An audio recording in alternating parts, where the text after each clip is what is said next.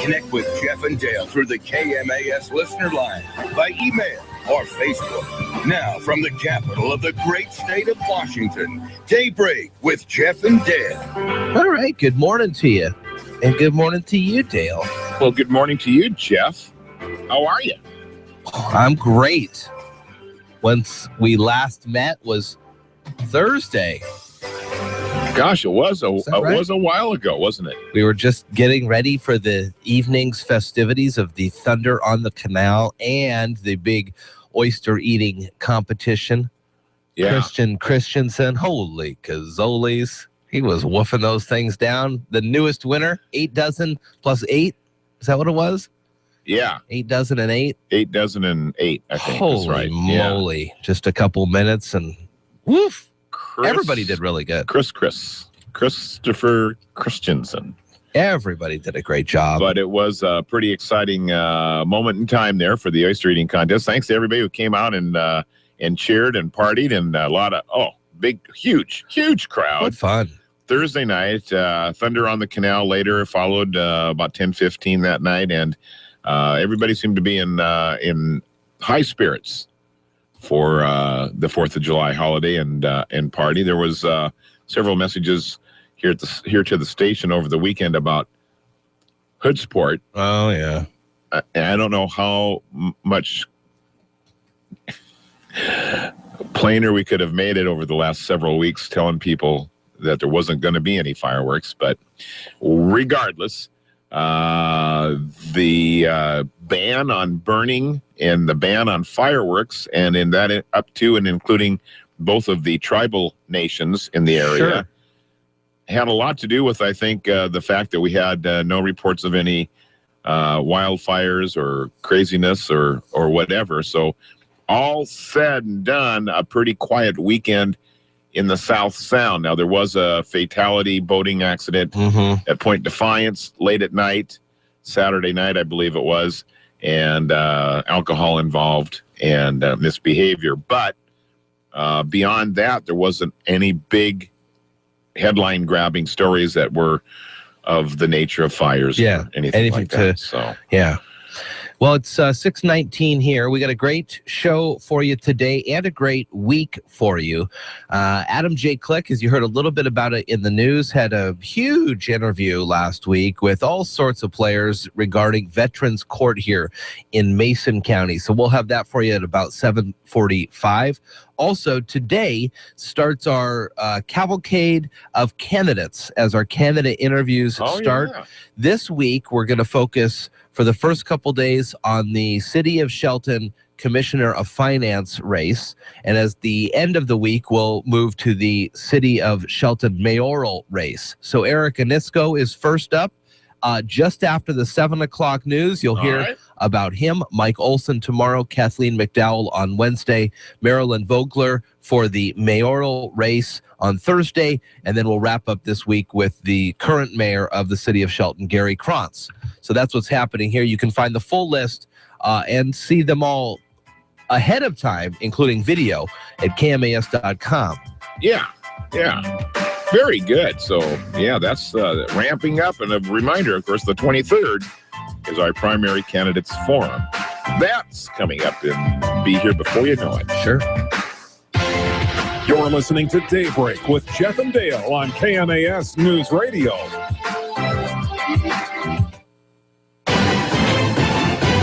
I'm Will Sullivan with NFL Network Now, the Westwood One Radio Network.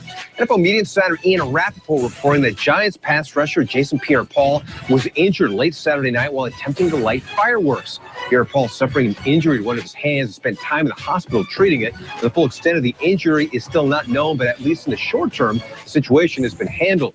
The defensive end is the team's designated franchise player and has 10 more days to sign a long-term deal. Now, if he and the team don't agree on a long-term deal by July 15th, his only options are to play out 2015 on the $14.8 million franchise tender or sit out the year. Meanwhile, Des Bryant and the Cowboys had 10 days to work out a long-term deal before the NFL deadline. Mike Fisher with CBS Dallas-Fort Worth is reporting that the two sides have moved to such a negotiating comfort level that an agreement could be announced after the holiday weekend. This has been NFL Network Now, the Westwood One Radio Network.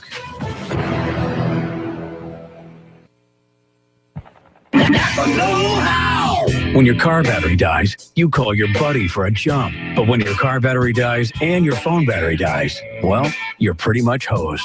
Good thing Napa has the Blue Fuel Jump Starter and portable power supply for only $89. It's all the portable power you need to power your powered things. And with $50 off, it's just $89. Conquer the job with Napa Know-How. At participating Napa Auto Parts stores while supplies last. Offer expires 7/31/15. Why does analyst Dave Sims always book his La Quinta stay on LQ.com? Because he sleeps easy knowing he got the lowest price and La Quinta returns points. And when Dave sleeps easy, you know what he can do? After a perfect presentation, Dave locks eyes with his horned adversary, and he Grabs the bull by the horns. Hey, that's my line. But don't they sound better? Point taken. Book now at LQ.com. When you book direct, you always get the lowest price guaranteed. Terms and conditions apply. Hi, I'm Ken Slater, the Roof Doctor. If you're like me, your family's important, so make sure that they're well taken care of. One of the best ways to do that is to provide a safe and warm home to live in. For over 50 years, the Roof Doctor has been helping families stay safe and warm by building roofs that last for generations. Our teams have some of the most experienced roofers in the area, and we only use the highest quality materials to keep your family safe, warm, and dry. That's the Roof Doctor. Give us a call. iFiber Communications, the fastest internet provider in Washington State, has just opened their doors here in Mason County and got their first local customers signed up. James, tell me about your experience. From the first time I learned of iFiber to the day I got hooked up, even now, I felt that my fiber connection and the service given to me have been the #1 most important job to every member of the iFiber team. And not just because I was first in line with my nose pressed up to the glass waiting for a company to take my money. What differences have you noticed? I get what I pay for. With non-fiber solutions, you're paying up to the top and never get a constant number anywhere near that top. With fiber, you certainly do. With iFiber, you get it at a competitive and affordable price. Why should others sign up for iFiber Internet? Well, iFiber has made a commitment to Mason County. They're working hard to bring fast speeds to everyone at an affordable price. And now with phones and television, your bill will be all in one place with no hidden fees or sudden price changes to surprise you month to month like other all-in-one service providers. Get signed up for iFiber Communications today by calling 360-427-4000 or visit iFiber.tv for more information. Hi, this is Justin Holsgrove from PUD3, and you're listening to Jeff and Dale on Daybreak, 1030 KMAS. 624 KMAS, KMAS.com. A good morning to you. And 57 out there right now. We're starting a little bit of a push, Dale, for folks to find us on the Facebook. And I must say, some people found us. Some people have found us. We are up 30 likes this week and just have finally gotten to 30. I mean, not finally because it was quick, but 3,500 on the nose here this morning. Beautiful. Thank you to all of you. Yes, indeed. Keep letting folks know where to go to get information. It's awesome. All right, smoke from wildfires in Canada, Jeff, cast a haze over the Port Angeles area this weekend. It was a little hazy around the canal. I was wondering about that. I guess it's just clouds. National Weather Service says winds blew smoke from wildfires burning on Vancouver Island southward over BC and into the Port Angeles area. Wildfire also continues to burn in a remote part of Olympic National Park, and that is the what's it being dubbed as? The Paradise Fire there north and east of Quinault area, and it kind of rejuvenated itself there and kind of got another jump start with some winds blowing on Friday. Oof. But hopefully that thing will get back under control as well. And a fire near central Washington, Quincy, has burned thousands of acres and forced the evacuation of several dozen homes in that area over the weekend. So 7 to 15 square miles. Elsewhere in Grant County, crews tackling a fire that started Sunday morning threatened a mobile home park in Moses Lake. So hot, dry, tinder conditions everywhere in the state of Washington. And those are the only fires that we have reports on here this morning. Fortunately, nothing local for us. Fireworks over the weekend, did you hear a lot? Or we kind of talked about most folks, I think, went to these public shows and the awareness was at a level I don't remember ever seeing before. We had about 6 booms on the 4th of July, and I heard, no, I guess there was some Friday night, the night before, but I was gone for the Lacey fireworks, which was a great show. But Saturday night on the 4th, I think at like 10:30, 10:45, 6 booms, and that was just about it. No screaming Mimis or whistling Pete's or anything like that. It was really subdued. We had a note. Somebody posted a note on the mailbox saying, "Don't please respect the neighbors and don't set off fireworks here because it is going to, it could cause fires." And I think a lot of people took heed.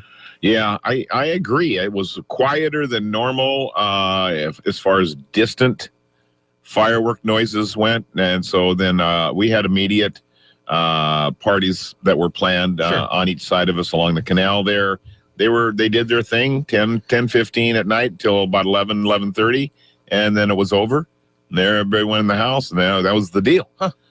Just a few distant thunder bumpers on into the evening, but nothing compared to years past. No. When amazing the amount of explosions would go tailing on into the 1 o'clock, 1:30, 2 o'clock. And we didn't hear, or at least I didn't, I was sleeping, but it was quieter, absolutely.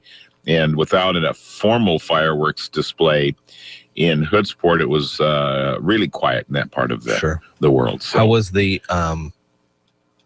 crowd? Because I know we talked about it, and then we talked a lot about, tens of thousands of people show up, and there aren't that many people that live in Hoodsport. Right. So they typically, I guess they gauged it. Somewhere in the neighborhood of about 6,000 people used to come down for the fireworks show. Okay. From whether they were locals coming out or it was people coming down from the lake or whatever. Now, Thursday and Friday, very busy in Hoodsport. Just the typical holiday weekend traffic that you always see. And Saturday was busy, but not crazy busy. We didn't have the little group of vendors that typically were on the street. That was gone as well. So it was a little quieter Saturday than typical past Saturdays during the holiday weekend. But boy, the street just was clean as a whistle on Sunday morning. We drove through there. That's how you can tell. And it was really kind of shocking. But I'll tell you what, the lakes and the parks and all that were just as active as ever. Oh yeah, people absolutely zero impact on the amount of people who had vacation plans and do this, and they were there. And you could tell on Thursday and Friday with all the traffic, and the stores were busy, and everything was just like normal, save for the display on Saturday night. So it was a quiet night. So, and like I say, very, very clean. Very clean.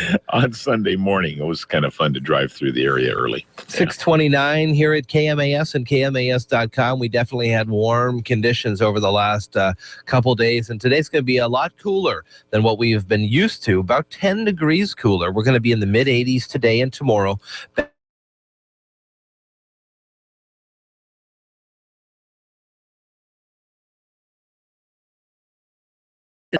By the weekend. So a little bit of a cool down happened. But then back up to more great summer conditions in the next week. It's 57 now, 6:30, and time for the news. You're listening to Daybreak with Jeff and Dale on KMAS News Radio. Local news is brought to you by Shelton Health and Rehabilitation Center. Find them online at sheltonhealthandrehab.com. For KMASnewsradio.com, I'm Mary Lynn Foster. One man remained missing yesterday following a 4th of July boat crash near Point Defiance Park. A boat with 4 people on board capsized after colliding with another boat with 2 people around 11 p.m. Saturday night. The Coast Guard says none of the 4 people on the boat that capsized were wearing life jackets. A 47-year-old man who was on that boat is the passenger that remains missing. Emergency crews took 2 people in the other boat to Harborview Medical Center in Seattle for injuries and arrested the driver of the 4-person boat for the alcohol-related crash. All community lifeline services, including showers, breakfast, and dinners at the Parish Hall building in Shelton, will be closed today through July 12th. They will resume services on Monday, July 13th with breakfast at 7:30 to 8:30. If you need resources in the interim, you're asked to contact 211. A year after legalizing the marijuana market, Washington State has about 160 shops open, and tax revenues have soared past expectations, with sales topping $1.4 million per day, and $70 million in tax revenue has come in for the year. Colorado's recreational sales began January 1st, 2014, and brought in taxes of $44 million in its first year. This month, 2 new laws take effect, one to regulate the tax medical marijuana and one to cut Washington's 3-level excise tax on pot to a single 37% tax. Last November, Tom Davis and Mason County Undersheriff Jim Barrett created a veterans mentoring program and announced they were working to bring a veterans court to Mason County. KMAS's Adam J. Click sat down with Davis and learned when he first decided he was going to begin advocating and coordinating for these services. Back in 2013, Justice for Vets, which is an organization based out of Washington, D.C., held their first ever veteran mentor boot camp. Veterans commit suicide at a higher rate than the regular population. So I went to Washington, D.C. and participated in a 5-day veteran mentor boot camp. And at the end of the training, we all took an oath, and the oath was we would go back to our communities and we would advocate for a veterans court, and we would start veteran mentor programs in our community. The Veterans Court helps the county find alternatives to just putting people in jail. Thurston County has one and was the first county in the state to implement it. In our full feature of this story, Click also talks with Jim Barrett, Undersheriff for MCSO, Brian Sperling, Chief Criminal Deputy for MCSO, and their mentees, Stephen Lomax and Lauren Bailey, about the efforts to bring a Veterans Court to Mason County. Find the feature story on KMAS.com. For 1030 KMAS, FM 104.1, and in Thurston County on 92.9, I'm Mary Lynn Foster. If you or your loved ones have been injured in a car accident and the insurance company is not treating you fairly, then call me, Attorney Harold Carr. Don't be a victim of a negligent driver and then be victimized by the insurance company. My law firm has 6 locations and has handled more than 10,500 personal injury cases. We have 7 attorneys and 23 staff members dedicated to protecting your legal rights. Car accident? Call Carr. HaroldCarrattorney.com. HaroldCarrattorney.com. Mariners Trivia continues on KMAS News Radio during Daybreak with Jeff and Dale. The next drawing is July 10th for 2 tickets for the August 8th game against the Texas Rangers. It's also Jamie Moyer Mariners Hall of Fame Day. That means the first 20,000 fans will get a Jamie Moyer Mariners Hall of Fame Day bobblehead. So be ready to play Mariners Trivia during Daybreak with Jeff and Dale on KMAS News Radio.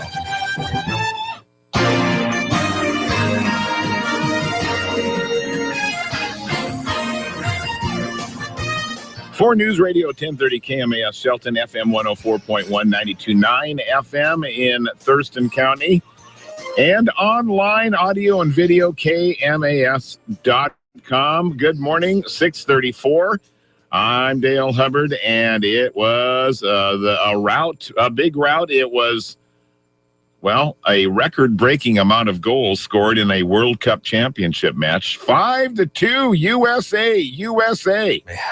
Awesome. Over the Japan team. It was over early with 2 goals scored in the first 5 minutes, 3 goals scored in 15 minutes, and the rout was on. It was a lot of fun if you were a USA fan, and most of us were. The game in Vancouver at BC Place, it is called BC Place, and it was rocking. 52,000 people, most of which were USA fans. I imagine so. And it was a pretty exciting soccer match. If you're a soccer fan, I am. I was enjoying every moment of it. It was really a lot of fun. Very well-deserved victory for the USA ladies. All right, other sports notes for you here this morning.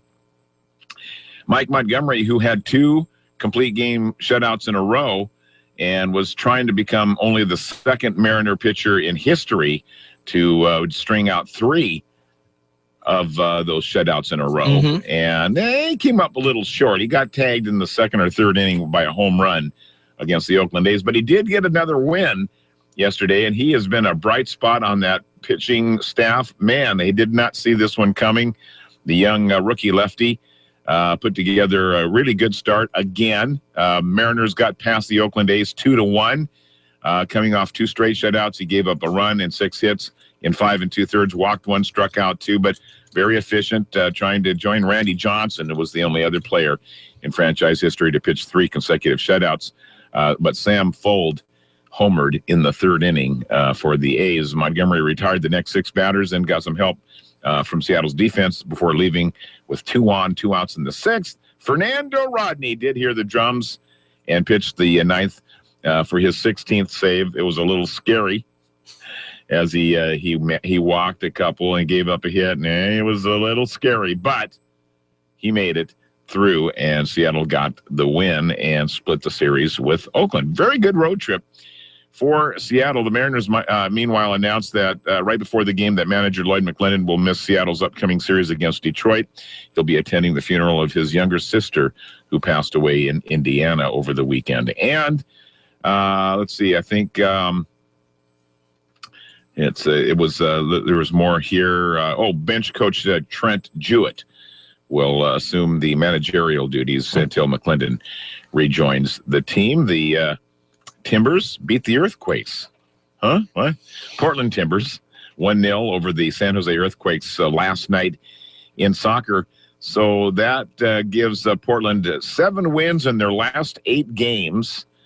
On the other end of the sporting spectrum, the Seattle Storm lost to the Dream in Atlanta last night, and so that means that the Storm has lost 7 games out of their last 8. Wow. So not too good of a start for Seattle, who is 3-9 on the season as we move forward. And I did mention Rory McIlroy, the world's #1 golfer and the defending British Open champion, tore ligaments in his ankle playing soccer over the weekend. Not the U.S. Women's Cup soccer. He's just horsing around. And he very likely will not be healed up in 2 weeks.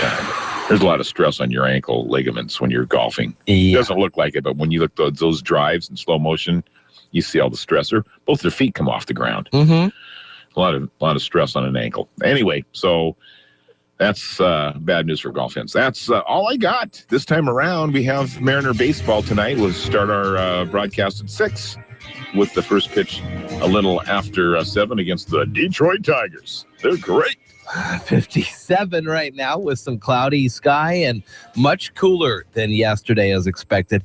We were at 97 at Sanderson Field, and today just about 87 the high. More of the same tomorrow. Then clear and 91 Wednesday. Back to more cloudy conditions on Thursday and Friday. 57 right now. Good morning to you. It's Daybreak with Jeff and Dale on KMAS News Radio. Join the guys as they talk with neighbors, newsmakers, and each other, getting your day off to the absolute best possible start in the history of mornings. Connect with Jeff and Dale through the KMAS listener line, by email, or Facebook. Now from the shores of Hood Canal, Daybreak with Jeff and Dale. Good morning to you. Looks like we had a little bit of an earthquake early yesterday. 3.3 near the Canadian border. The epicenter was about 12 miles northeast of Deming, and the quake was about 6 miles deep. Wow. Which doesn't seem very deep. 3.3 on the Richter scale. That is in Deming, Washington. Deming, Washington, ladies and gentlemen. All right, new fires in central Washington, as we'd mentioned. One near the town of Quincy, and that's that goes with, I guess, some fires that started Sunday morning and threatened a mobile home park in Moses Lake over in Grant County. So a couple of new hot spots over in central Washington right now. 6:41 here at KMAS. Coming up throughout the day today on Daybreak, we'll have our first of our candidate interviews set to start just after the 7 o'clock news. Eric Anisco is running for the City of Shelton Commissioner of Finance position, and so we'll get a chance to meet and talk with him just after the 7 o'clock news. You can see his video voters guide submission on KMAS.com under the news tab there. Click on voters guide. Throughout the rest of the week, the other two contestants for candidates for the Commissioner of Finance spot, including incumbent Mike Olson and another challenger, Kathleen McDowell. Thursday, we focus then on the City of Shelton mayoral race. Marilyn Vogler will be up first Thursday, and then Friday, Gary Krantz, all after the 7 o'clock news. And then at 7:45 this morning, we're going to hear from Adam J. Click on his Veterans Court conversation he had last week. Man, he had a whole whole studio full of people in here. Yeah, for sure. And they were intense in their conversation. That's what we'll tell you about that. It was pretty good stuff. So we look forward to that. Washington State under a federal court order to fix hundreds of barriers built under state roads and highways blocking access for migrating salmon and thus interfering with tribes' treaty-backed right to catch fish. It's not clear, however, how the state is going to come up with an estimated $2.4 billion needed to correct more than 825 culverts, concrete pipes, steel structures that allow streams to flow into the roads. State said it would need to fix an average of 30 to 40 culverts a year by 2030, spending $310 million every biennium to comply with the court injunction. Last week, the legislature approved millions to correct fish barriers statewide. The 16-year transportation revenue bill included $300 million for fish passage. The House still needs to pass 2 Senate-approved bills to complete the transportation package. We'll still have visits from some of our representatives. Back on the calendar. Yeah, because somebody told me? They think August. What? Oh, my word. So I'm trying to come up with a new... Are we not already a little agitated about all this? I'm trying to come up with a new voter initiative here. Either one that says you don't get any money if it goes into special session. Right. Or one that says the whole session needs to start 2 weeks earlier and everybody needs to go to like football training camp. You know, like get Pete Carroll to come in and talk about teamwork or something. Make them go to a trust building. You know, like send them to 4-H camp for 2 weeks to learn how to be campfires, sing kumbaya. Learn how to, interact like adults. Well, that would be awesome. So those are two of the ones that I'm kind of banding about. I kind of like that. That's either good. You send them to a thing where they all have to live together. You know, it'd be like the real world. Yeah. We wouldn't need cameras, right? I wouldn't want to see it, but get them to at least engage in some team building exercises or trust falls. You're not going to get, I don't think you get cooperation for them to do that. It's a great idea. Well, if it's a voter initiative, of course, they don't care about voter initiatives anyways. They just say, with 2/3. They don't care what we say. Yeah. But that's kind of where I'm at these days. I'm trying to think of a way either. I like the pay for. You get paid for your 90 days that you're supposed to be there. Yeah. And then everything else is on you because you cannot do your own job. In 3 months. So that's one of them. Which, yeah. I don't know. Now, that's what they would say is, it takes a lot to run this. It takes a lot to run this place. And, we need our money. Or another one is to tie the what amount they get paid based on to the average income of that district. Oh, that's not a bad deal. It's another one I'm thinking about. That's not a bad deal. I was more in tune with other burning topics like skin tags. And you can take dental floss and tie off a skin tag. Well, thanks for contributing. Is that a real thing? You can do that? Yeah. You like lasso it and then pop it like a guillotine. Well, no, you don't pop it like a guillotine. You cut it, you seal it off, and then you cover it up, and then in about 5 days, the whole thing falls off. All right. Yeah. So it looks like we're going at this extended session at a couple different ways.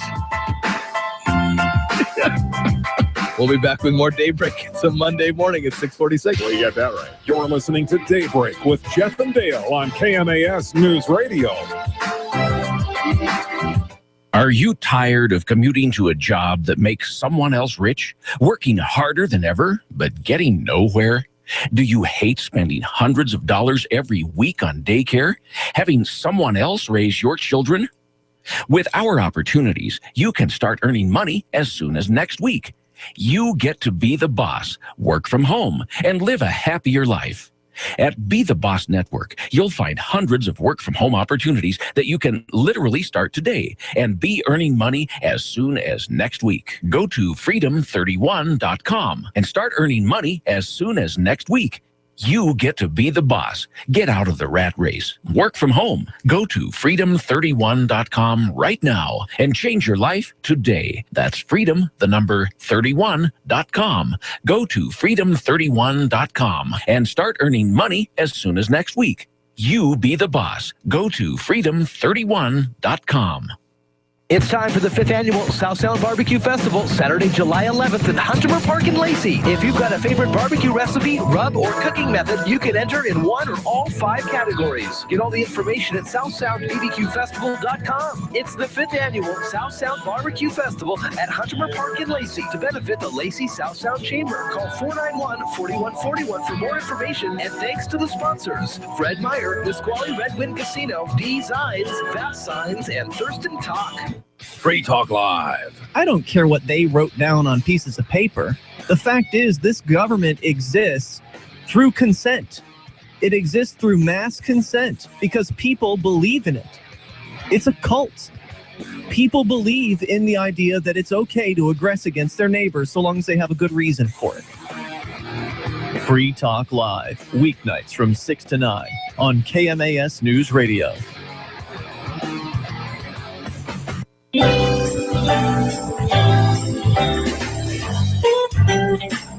Good morning, this is Bob Burbridge from the Mason County Fire Chiefs, and you're listening to Jeff and Dale on Daybreak.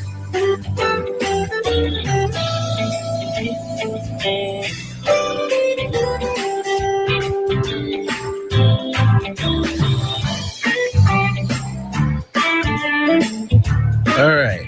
Well, good morning. Good morning. Hopefully you were with us to fix the skin tag debacle. Skin tag 2016. There it is. This. I have friends that have those. Uh-huh. And we were talking about them just the other day, actually. So, I've got, not to make light of your proposition, I agree that I think maybe the legislators get paid for their sessions, and then when they're on an extra session, it's on them. And maybe that would prompt them to maybe get things done in a timely fashion. Did you say on the air August? I did say on the air August, and I don't know who. That's a possibility. Who told me that? But they are in session this week. They are still in session, yeah. And it is still for the last and it's the 6th of July biennium. This is the 3rd special session. Yes, because they just have so much still left to do, and they don't trust each other. Right. They're not getting anything done. No. There's no incentive to get it done. There's no incentive to get it done. Or there's no punishment for not getting it done. Now, if this was an election year, which we have talked about before, they would have been done.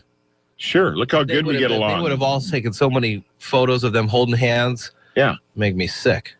Yeah. So, I mean, it would have been, look at how good we did and make sure to vote for us again. Well, just remember, a year from now, we'll be talking 2016, and no one's going to be talking about this. Unless we remember. Unless they're still in special session. They're still in. Why wouldn't that be something? I don't know if that's ever happened, but we're breaking new ground already. This is the longest extended session ever in the history of the state. I mean, at least they got off the schneid enough to not shut the government down. At least they did that. And you run into state workers are pretty thankful for that. Yeah. We got a raise. Woo-hoo. Yeah, they're happy. People are happy, and they're happy they're at work today. Yeah, but beyond that, not a lot's been accomplished. So come on, guys and gals. Do it. Do it. Slightly cooler temperatures, hopefully here moving forward. It was unseasonably warm, if it's unseasonably warm for the first week of July, but we're batting around record-breaking temperatures 3 days in a row, and today might be the fourth day. Mm-hmm. If it gets up beyond 90. You're saying perhaps only 88 here. We'll see. It's been really, really warm. Man, we didn't stray too far from the coastal breeze of the canal. If you had the opportunity to be near water, you definitely took advantage of that opportunity. We had the air on for most of the weekend too, at a crisp 72 or 73. Yeah. And boy, it is a stark difference from going outside, coming inside. Just got to make sure you're hydrated. We actually did yard work yesterday morning before it got too hot. About 2 hours of yard work from 7 to 9, weeding and mowing. Because my front yard is dead, and I don't water it. But the backyard is such that it is on a hill, so it gets a lot of water from even our neighbors. Yeah. So it grows pretty lush. So I had to take care of that. But it is just so hot, you don't even want to do anything. No, I know. Yeah, you just want to stew in your own heat. Well, and that's not good for the neighbors. Nobody likes that. Nobody likes that. Jurassic World, Jeff. Still on top of the world. No. Yes, 30.9 million. Inside Out, 30.1 million over the weekend, Friday through Sunday. Estimated ticket sales. Terminator, Genesis, number 3, and Magic Mike XXL. 96% female audience. The highest, Mike. Yeah. The highest female audience breakout. 92%. I know I don't intend on going. 50 Shades of Grey. I saw Magic Mike. It's not an awful movie. I'd see the sequel. Would you go to XXL? I wouldn't go into the theater to see it because it's not a movie. It's not a movie that has got, superior sound. Or what about Me and Earl and the Dying Girl? What's that one about? I've never even heard of that, Dale. It's number 9 this week. Oh, so there's again not a lot out there. Boy, this is the lull before this. There's some good movies coming. Like what? Oh, I can't remember. Now you put me on the spot. An awkward high school senior and a gravely ill classmate surprise themselves by becoming inseparable friends. Okay. Is Me and Earl and the Dying Girl. Okay, that sounds sad. It does sound sad. I don't know what else is coming out then. You got me. Well, I am intrigued. There's some good movies coming out. What did we see? There's another sequel coming. I mean, Star Wars is coming in December. But that's a few months from December. now. No, these are coming pretty quickly. Doggone the it. New Mission Impossible? Huh? Yes. Is that what it is? Yeah, the new Mission Impossible looked good. Looked exciting. And then there was a cute little comedy. And we looked at each other and go, that'd be kind of cute to see. Can't remember which one that one is. There's a couple of nice movies coming out. Yeah. Well, good. Because summer, you're supposed to have good movies, right? Well, I read a thing that said, listen to this one. Matt, wrap your brain around this. I'm going to get this wrong, but it'll work for whatever. 1982. Summer movies or whatever. All these movies came out in the same month. And I think this is correct. Jaws, E.T., Poltergeist. Oh, my word. And another one. Like 4, maybe it was a Raiders or an Indiana Jones movie. Yeah. But like 4 of the 5 best movies ever made all came out the same month of the same year. Kind of how it happens, I think. Trainwreck? Is that what it is that you're looking at? Yeah. With what's that little Amy blonde? Schumer? Yes. Is that the funny one you're thinking Looks of? cute, yeah. And she's got Bill Hader as her co-star. Uh-huh. Yeah. He's a physician or a doctor or a surgeon or something, and she's a goofy. She's pretty funny. She's is funny. She was interviewed on like one of the Sunday morning shows yesterday, pretty in depth. Really? Yeah. Yeah. Good she for her. says, well, yeah, I'm an overnight success in 10 years. Yeah, right. She's been honing her craft. She's a really good stand-up. She's very funny. And so now she's parlayed it into a movie. And so those are the two that I was thinking of. She's got a TV show. You figured out what I was trying to say. Well, we've been doing this enough. Yeah. So those were the two that I'm thinking that I'd like to see. Yeah, the new Tom Cruiser. Mission Impossible. MI. 6:56 here at KMAS with the Old Farmer, just a minute or so away. And then after that, we'll have the latest in local news. Then we get a chance to meet Eric Anisko. You may have seen some of his campaign signs around town. He is running for the City of Shelton Commissioner of Finance position. So today starts our candidate interviews. And on KMAS.com, under the news tab, you will find all of the candidates. We gave a letter out to all the folks around the area running for various offices, and we said, hey, come on in, talk with us. And they did. Some did. And we've got the videos available for you to check out, but we'll have them on the air here shortly. And through the next 2 weeks, 2 or 3 weeks, we'll be having these up and about. We've got on July 21, you will start to receive your ballots.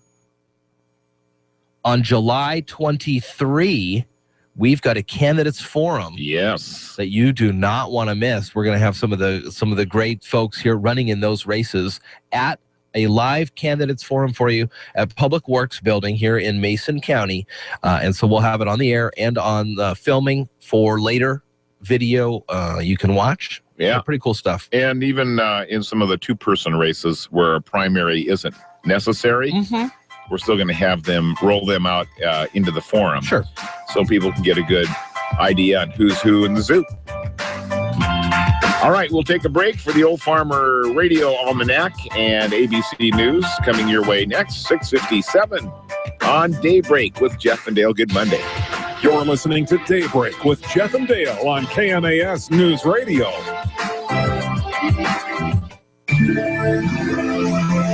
An eternal love story is being played out by Midsummer Wildflowers. That story today on the Old Farmer's Almanac Radio Report. If you're diabetic, this message could change your life. Is your blood sugar out of control even when you do all the right stuff? Are you afraid of diabetic blindness and the risk of amputation, as well as all those other side effects? Well, you should be. Is there anything that could help manage your blood sugar? Nobetes is a natural supplement that may quickly and dramatically lower your blood sugar. My name is Bob Corder. I've been using Nobetes for about 3.5 to 4 months now. And in the first 3 months, I've actually lowered my blood sugars from 500s down to 139, and then it dropped to 88 to 93. My name is Kirsten. I'm a type 1 diabetic, and while taking Nobetes, my blood sugar levels dropped from 295 to 115 in just 1 day. The FDA hasn't evaluated these statements, and Nobetes isn't intended to diagnose, treat, cure, or prevent any disease. But for many, it's helped drop their blood sugar. So if you've been evaluated with high blood sugar, don't delay. Evaluate Nobetes now. Call 800-478-9631 and get 2 bottles free. Just cover shipping and handling. Call 800-478-9631. That's 800-478-9631. With more practical tips and useful advice, this is the Old Farmer's Almanac Radio Report for Monday, July 6th, the 187th day of the year. Former President George W. Bush shares a birthday with actor Sylvester Stallone.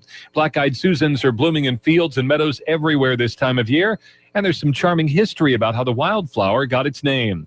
Black-eyed Susan is an Old English poem about a girl in search of her true love who is about to set sail on a long ocean voyage. Tell me, sailors, tell me true, she asks. Does my sweet William sail with you? Colonists carried the legend to America where they saw the romance dramatized in nature. And we still see it played out each year when Black-eyed Susans and Sweet William come into bloom. And that is the Old Farmer's Almanac Radio Report. Find more folklore online at almanac.com. The Tom Hartman Show is live from 9 to noon, weekdays on 1030 KMAS Shelton, FM 104.1, and now in Thurston County on 92.9. Here's the latest from ABC News. I'm Karen Chase.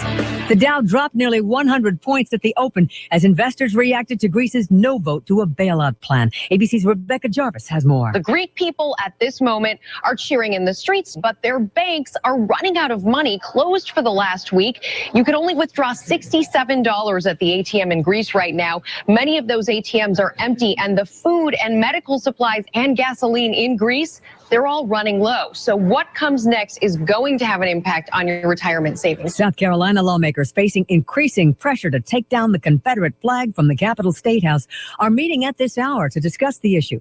Calls for its removal have grown louder since the Charleston church shooting. This man was among the protesters outside the building over the weekend. I think the sentiment is definitely to take the flag down and do it quick so this doesn't drag out. However, no word on any time frame. The U.S. women's soccer team is on top of the world after winning the World Cup in Vancouver. Team USA beat Japan to earn the title. ABC's Jesse Palmer says ever since, the high-profile congratulatory tweets have been pouring in. Their legion of famous supporters posting on social media. President Obama tweeting, "What a win for Team USA.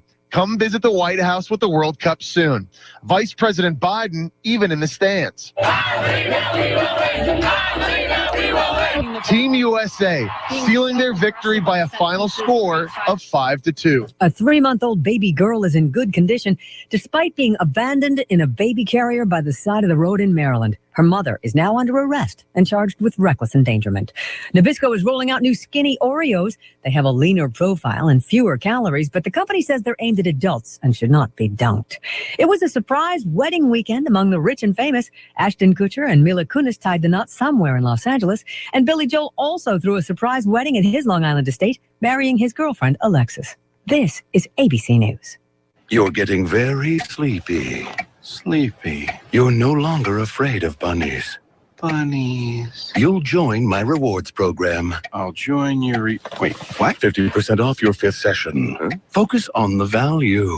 Value. How about a rewards program you'll actually use every day? Finally, there's Plenty. Earn points at one place and use them at another. Sign up today at plentywithani.com for access to offers worth over $100 in savings. There's Plenty together. Terms and conditions apply.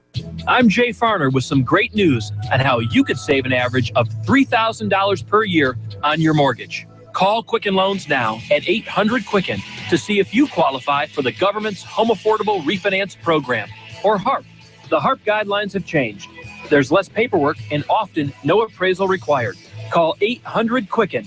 That's 800-QUICKEN, or visit QuickenLoans.com. Important terms and conditions apply. Calls for cost information. Equal housing lender. License law 50 states and MLS number 3030. One of the world's top golfers may miss the British Open because of an injury from another sport. ABC's Tom Rivers has the story. Defending champ Rory McIlroy may have to withdraw. The reason? He's ruptured a ligament in his left ankle while playing soccer less than 2 weeks before the start of the British Open, this time at the home of golf, St. Andrews. The golfing great from Northern Ireland has given no indication how long he might be out, but he says he's working hard to get back as soon as possible. Doctors are continuing to assess the extent of the injury and the treatment plan day by day. Rehab has already started.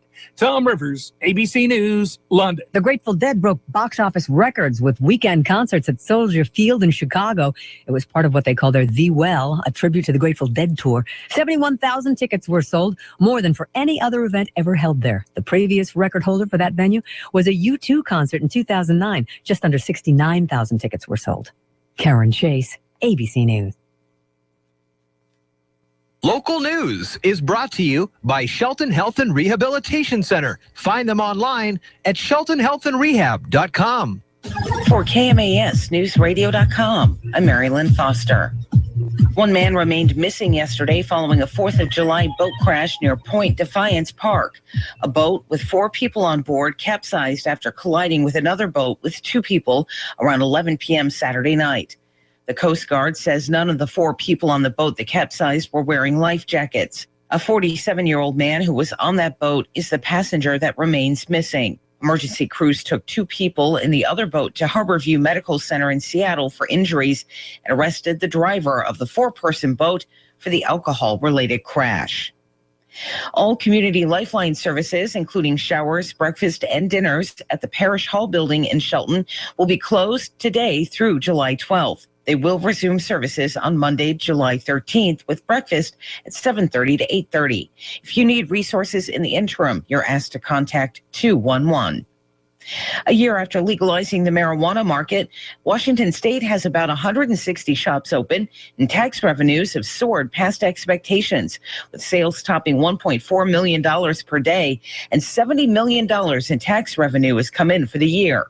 Colorado's recreational sales began January 1st, 2014, and brought in taxes of $44 million in its first year.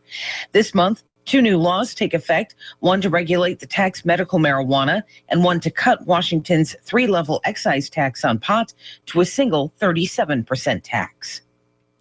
Last November, Tom Davis and Mason County Undersheriff Jim Barrett created a veterans mentoring program and announced they were working to bring a veterans court to Mason County.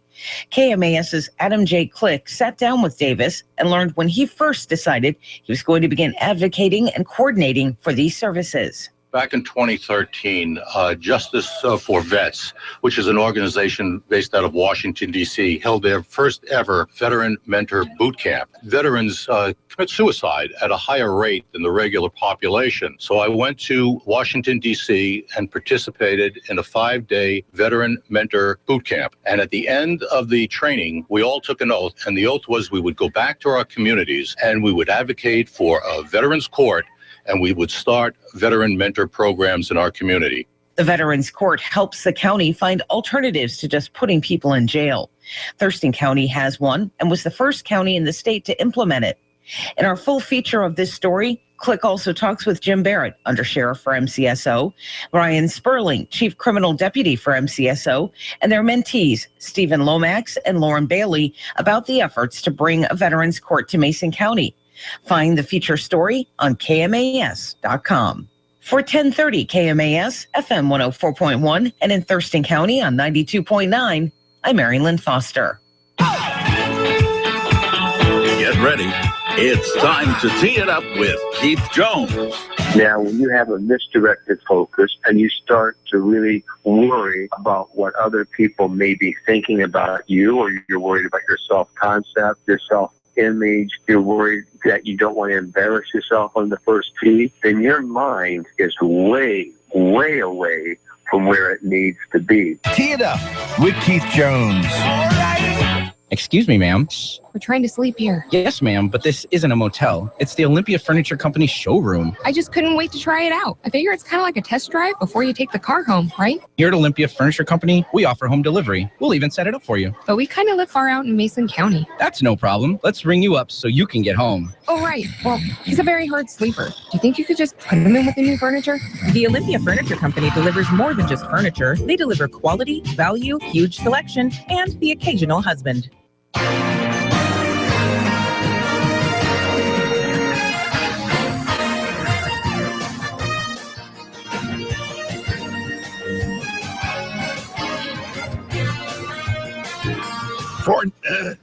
For News Radio 1030 KMAS Shelton and FM 104.1, also 92.9 FM in Thurston County. Online video and audio, KMAS.com.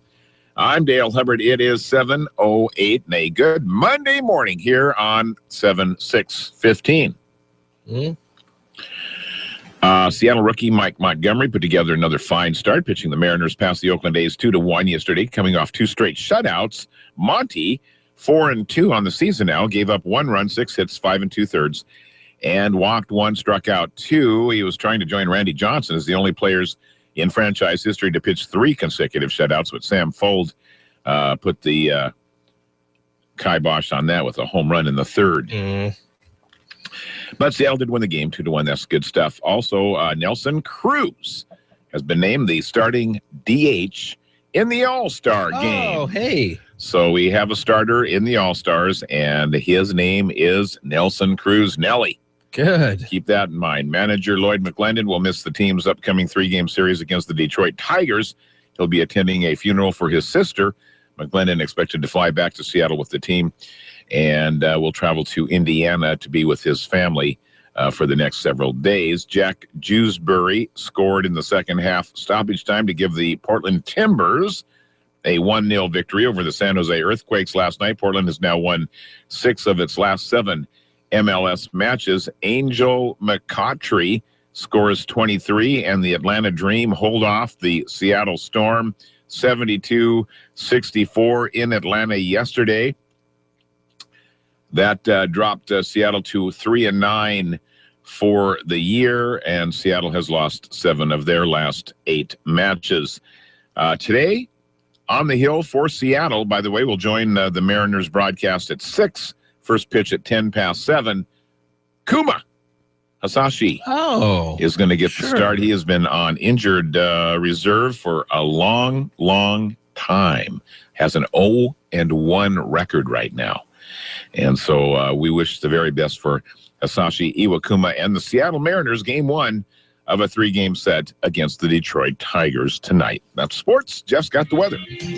Well, the South Sound forecast and a good morning to you. 7:11 right now. It is 58, and it's going to be much cooler than yesterday. Fortunately for us here, 97 was the high at Sanderson Field. We're looking at 86 today.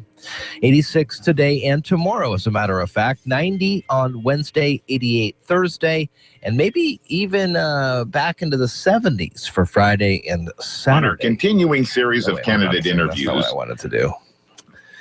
Usually we'd have their intro, but we just talked about changing it up for this whole thing. Yeah. It is the 6th of July, and today is the day that we start our candidate interviews, and we encourage you to head to kmas.com this morning and check under the news tab. You'll see the voters guide, and you can see the video submission of the candidate interviews that we have on the air. This week, we are going to be focusing on the City of Shelton races, and one of the races that is happening is the Commissioner of Finance, and Eric Anisko is one of the candidates vying for that position. So today we get a chance to meet Eric Anisko during our first of our candidate interviews. On our continuing series of candidate interviews, we welcome, for Commissioner of Finance and Accounting for the City of Shelton, a nonpartisan office for a 4-year term, Eric Anisko. Eric, good morning. Good morning. Welcome. Thanks for having me. Oh, you're absolutely welcome to be here, and we are going to ask you a series of quick questions. First one being, tell us a little bit about what your platform is. Well, I just moved into the city 3 months ago, and I've been in the county at Oak Park for like 14 years. And first of all, I got my first water bill. I'm going, oh my goodness, $253. What's $161 of it being sewer? I said, how is that even right? So I called other cities, and they go, oh yeah, $200 is right for 2 months. So I'm going, goodness, we need to do something about this. That's one. And two, I don't think we do enough to get business here in this town. I think our impact fees are too high. I think our regulations are a little out there. So I think we need to work on that. Eric, you talked a little bit about it, but why did you decide to run, and what can you tell us about that? Well, for years, I've always had an opinion, and customers, I've been in 2-3 stores in this town, and customers have always said, you should run for office. And I finally did. Oh, great. You know, and there we are. Give us a reason why voters should select you over your opponents in this election. Well, the current administration, I don't think has done enough for business. And I don't know Kathy very well. I think she has a good idea about the privatization of the garbage company. I think we should look at it. I just think we can do better. Eric, as voters are sitting around their kitchen tables getting ready to cast their vote, what is the biggest issue that they are thinking about? What's their most pressing issue that's affecting them this year? Well, I'll bet roads and their pocketbook. Anything you would like to expand on that, or? I think they like their town to be pretty, but I don't think they want to give their whole paycheck to do it. You know, my biggest goal is not disappointing anybody, but. He is running for Commissioner of Finance and Accounting for the City of Shelton, a nonpartisan office, a 4-year term, Eric Anisko. Anisko, yes. Thank you much. Thank you.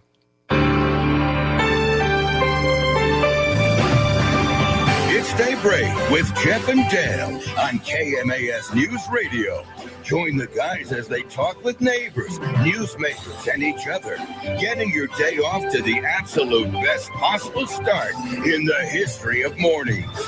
Connect with Jeff and Dale through the KMAS listener line, by email or Facebook. Now, from the gateway to the Olympic Mountains, Daybreak with Jeff and Dale. And a good morning to you, 7:15. That was, again, Eric Onesco, and he is running for the Commissioner of Finance for the city of Shelton. Tomorrow, Mike Olson, the sitting Commissioner of Finance.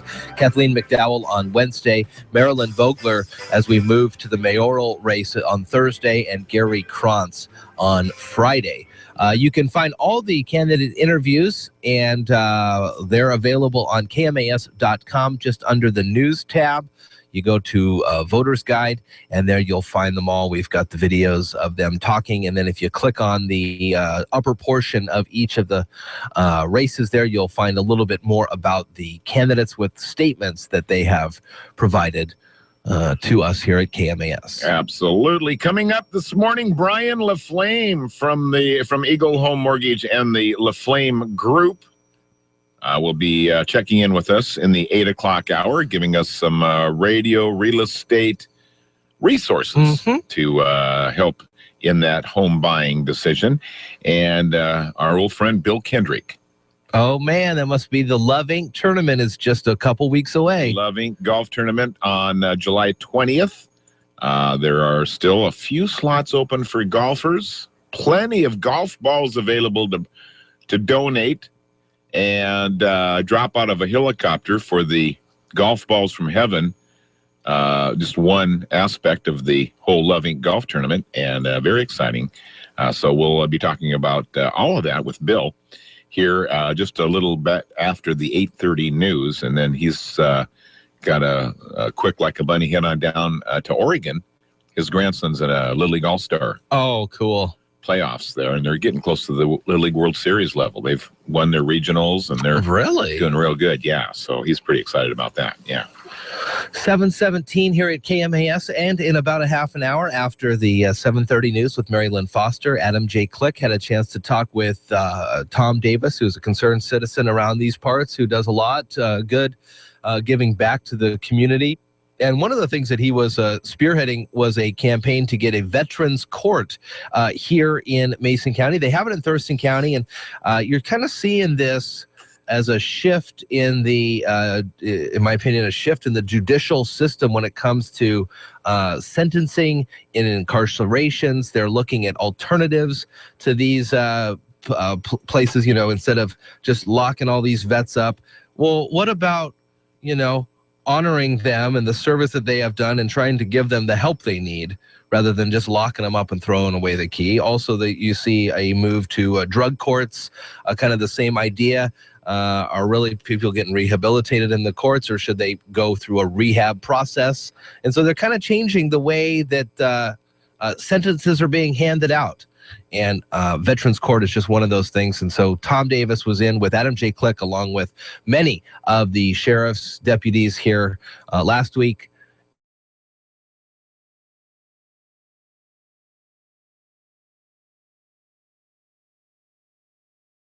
Interview, and you know, there's a substantial military portion of the population here that's living in Mason County. The current status, you know, not all people that take drugs are not all recreational drugs to get stoned. Right. They're prescription type drugs that are needed for whatever, for balance, or you know, for emotion or depression, or lots of different things that can be done. And unfortunately, sometimes in the court proper interpretation of laws, strict interpretation of laws, don't allow any drug use whatsoever to be in certain programs. And then so that consequently, you know, knocks a lot of people out of a program that maybe you should reconsider the parameters that you put in place. And so there's a little bit of a battle going on with that as well. And it's not for everybody, but there is enough being affected that, you know, what's the right thing to do to get some people help, and not just what's the legal thing to do to get people help. A great deal of smoke out over the Port Angeles area, and some of you may be in vacation mode, heading north, what have you. And we as media have been getting inundated. 911 apparently has been getting a lot of phone calls, people concerned about the smoke they see in that part of the state, and dispatchers are being swamped. The smoke is coming from actually Canada from Vancouver Island.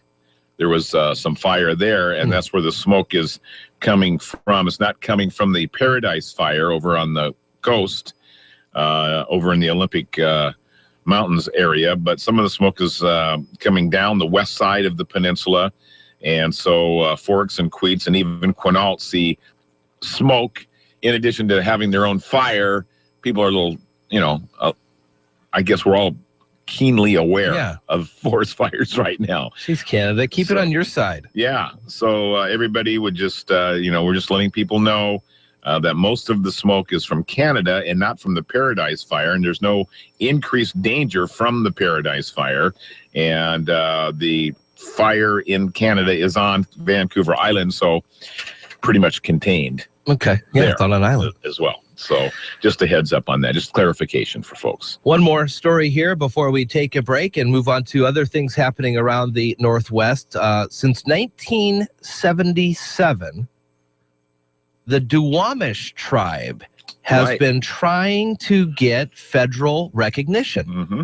I'm aware of that. I used to live right next door to the Duwamish tribe. Well, they've been since 77 saying no, sorry. And the U.S. Department of the Interior issued a final decision last week denying the Duwamish official recognition. So if they would have got that, they would have had federal benefits, housing, fishing rights, and maybe a casino if they wanted, but whatever. So they said there wasn't, they being the Department of the Interior, so there wasn't enough evidence to show the current group of folks who considers themselves Duwamish continued from the previously existing community, or that it evolved as a group from the historical Duwamish tribe. So they're not sure if it's a fully, Duwamish group. Yeah. Pretty interesting. Yeah, there's, distinct housing areas on the reservations that you see and on some of the other tribal reservations throughout the state. Duwamish a little harder to pinpoint where the heartbeat of that tribe is and in that designated area. So where am I looking if I were to be on a map? Duwamish, look along the Duwamish River, and which is just winds itself away around just south of Tukwila. And just ahead of Boeing Field, just north of Boeing Field. So that's kind of the general area that we're talking about. South Park is listed in that area, and some of the fringe areas of the South Seattle area. Okay. So that's kind of where the Duwamish area is. Yeah. You're listening to Daybreak with Jeff and Dale on KMAS News Radio.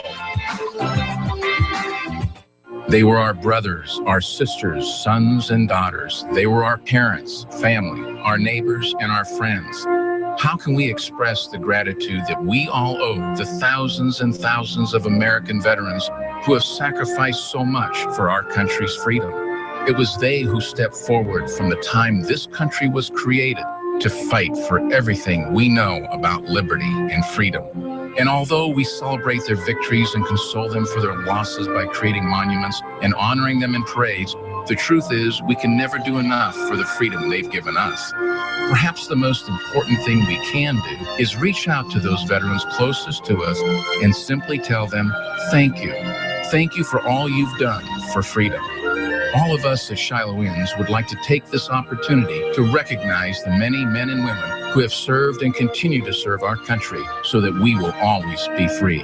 Thank you, veterans, from everybody at Shilohans.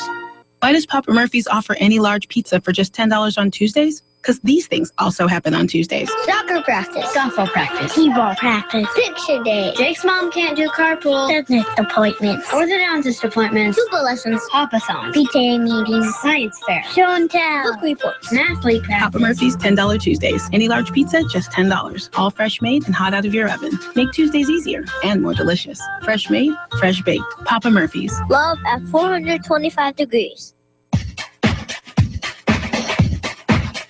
Hi, this is Seattle Mariners broadcaster Dave Valley, and you are listening to Daybreak with Jeff and Dale on KMAS News Radio.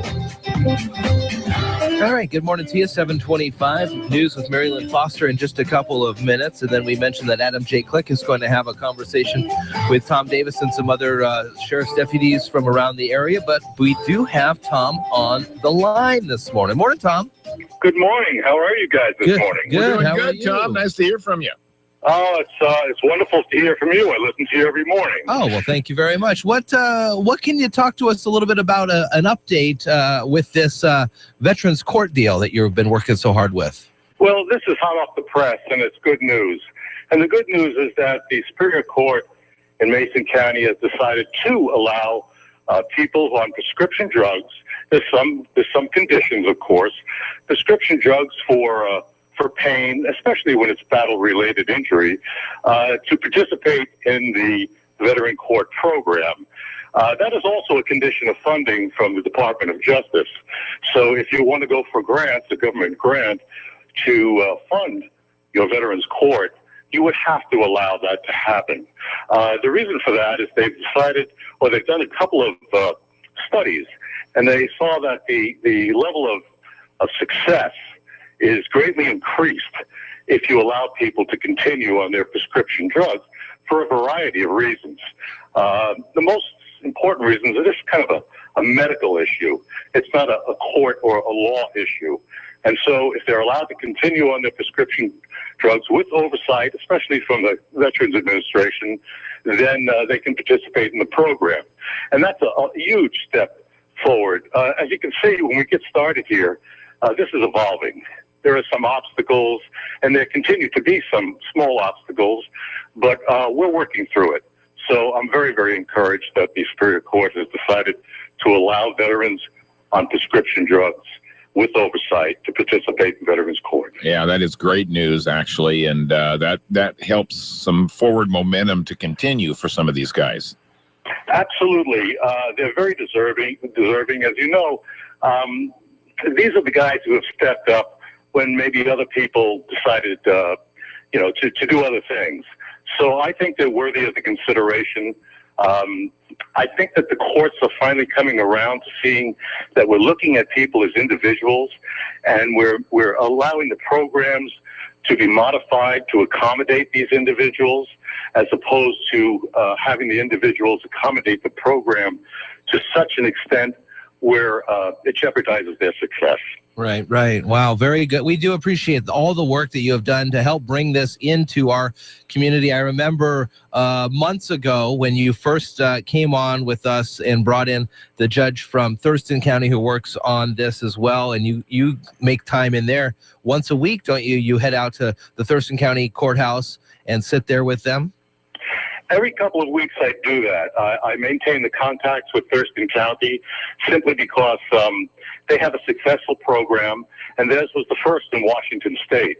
So it's better to go to the seniors who've got this level of experience. Right. And a lot of them are vets. For instance, Judge Brett Buckley, who presides over Veterans Court, he's a vet. His daughter's a vet, as you know. I think we said that on the program. And so they have a vested interest.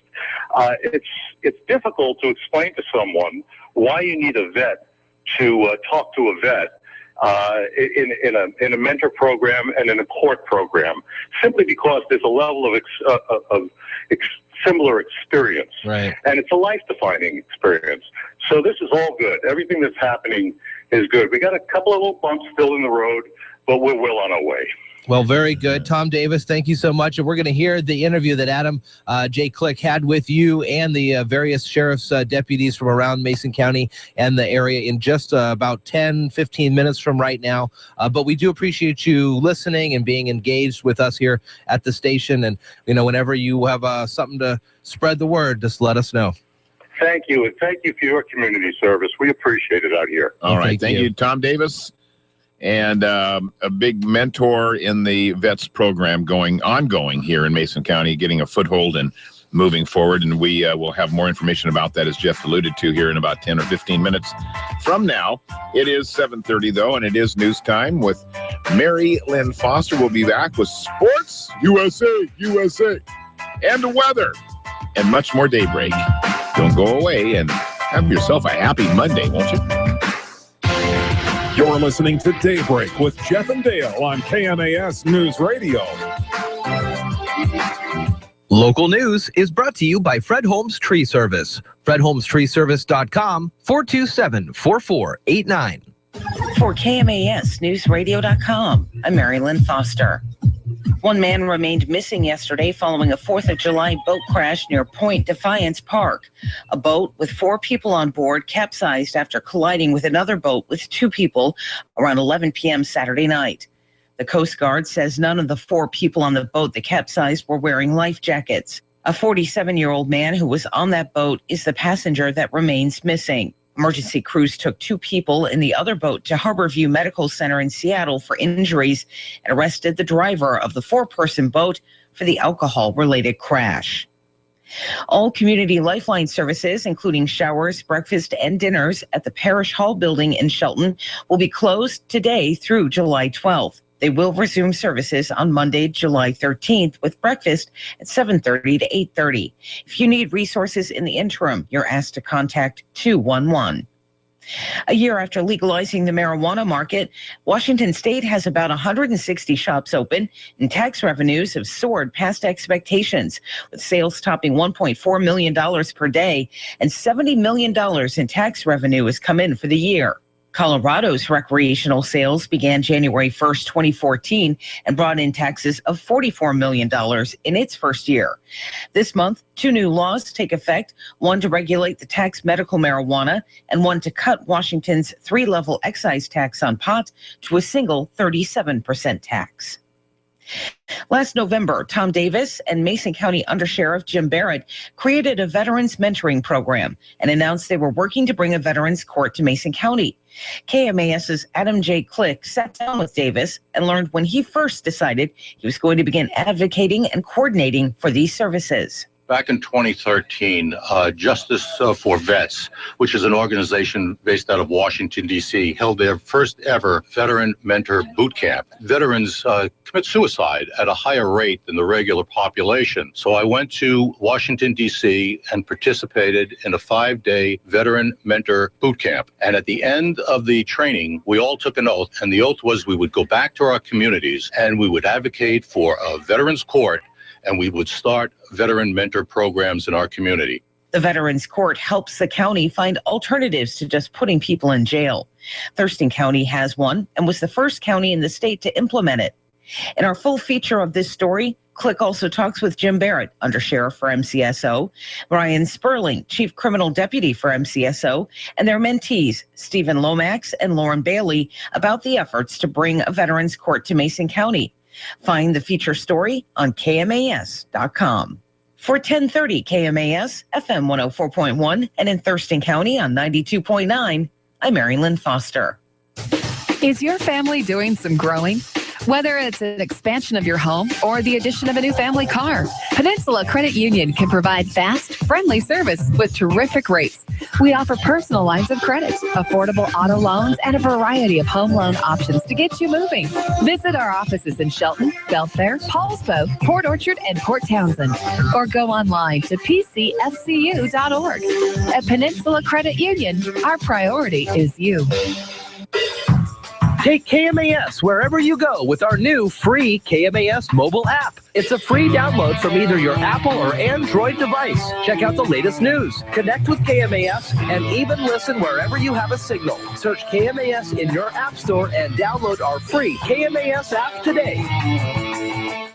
Like us on Facebook and get our local news right on your news feed. Facebook.com/1030KMAS.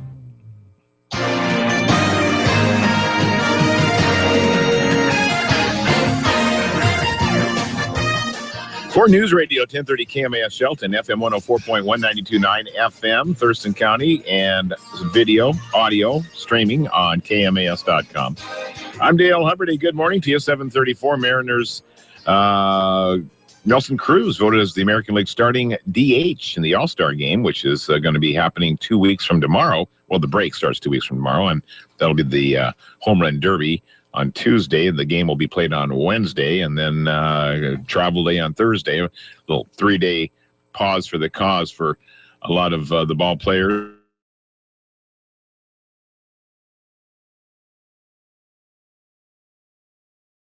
heading back to the All-Star game. Good for him. I think he has now 21 long balls on the year, so he's doing well.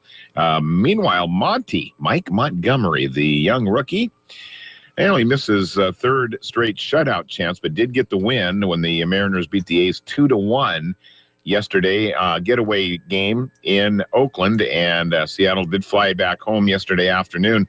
It was the third straight win for the rookie, but again, not the third straight shutout. Randy Johnson has that record for Seattle and continues to hold on to that. Lloyd McClendon will be heading out to Indiana. His young sister passed away over the last week, and so he'll be attending a funeral and staying with family for this upcoming series against the Detroit Tigers. But tonight, Hisashi Iwakuma comes off of injured reserve and will be starting for the Seattle Mariners against the Detroit Tigers. We'll have pregame for you at 6, an update on Kuma's rehab and all that, and then the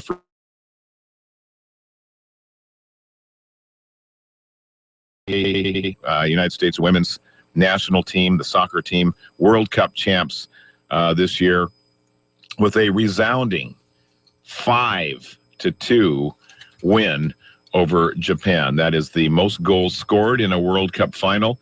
The USA scored 4 goals in about 15 minutes yesterday. It was unbelievable. Carly Lloyd scored 2 goals in the first 5 minutes of the contest. One off of a corner kick that she was in the right place at the right time and rammed that puppy home. Then she got a pass from a teammate on another set play and snuck that one in. And then it was 2-0, 5 minutes in. Everybody's going like, whoa. Now, perhaps the next 2 goals were pretty exciting as well. And they both occurred about 10 minutes later. And Holiday was the player, and she took a ball that was deflected and was popped up high in the air and was coming down. She took it in flight on its way down before it hit the ground and running toward the goal, kicked a bullet into the right corner of the net. And I mean, nobody could stop that thing. I mean, it was just amazingly powerful shot. And that made it 3-0. And about a minute later, Carly Lloyd again for the hat trick from the 50-yard line, from out in the middle of the field. She says it was purely instinct. She says, I did it one other time in a practice. She says, is this something that you don't plan on? It's just opportunity. She saw that the goalkeeper had come out to the field, to the pitch, because all the action was on an offensive onslaught by the Japan team. So they were going that direction. And then there was an interception and a change of possession at midfield. And she got ahead of steam going, and she saw the goalkeeper out of position and just rifled that puppy. And the goalkeeper frantically backpedaling, reaching up and jumping, and touches the ball but doesn't deflect it enough to keep it from bouncing into the goal box from 50 yards out. At that juncture, 53,000 rabid USA fans were delirious. 15 minutes in, 4-0. Yeah. Oh, yeah. Delirious. It was the most craziest start to a soccer match that I've seen in years. It was awesome. I had planned on watching it because, it's epic. Yeah. And I go, okay, it starts at 4, blah, blah, blah, blah, blah, and nothing really happens. Yeah, nothing happens in the beginning. I'm telling you what, man, it all happened in the beginning of this one. That's amazing. So congratulations to USA, the world champs this morning, and most deservedly so. Yeah. All right, good morning to you. It is Daybreak here at KMAS, and it's about 58, 59 out there right now, some cloudy conditions. We'll be warming up to 86 today, which is about 10 degrees cooler than yesterday. More of the same tomorrow. We could kick it back up into the 90s on Wednesday, but then back into the 80s on Thursday, and we may even get down into the upper 70s for Friday and Saturday of this upcoming weekend. But right now it's 60 here at KMAS.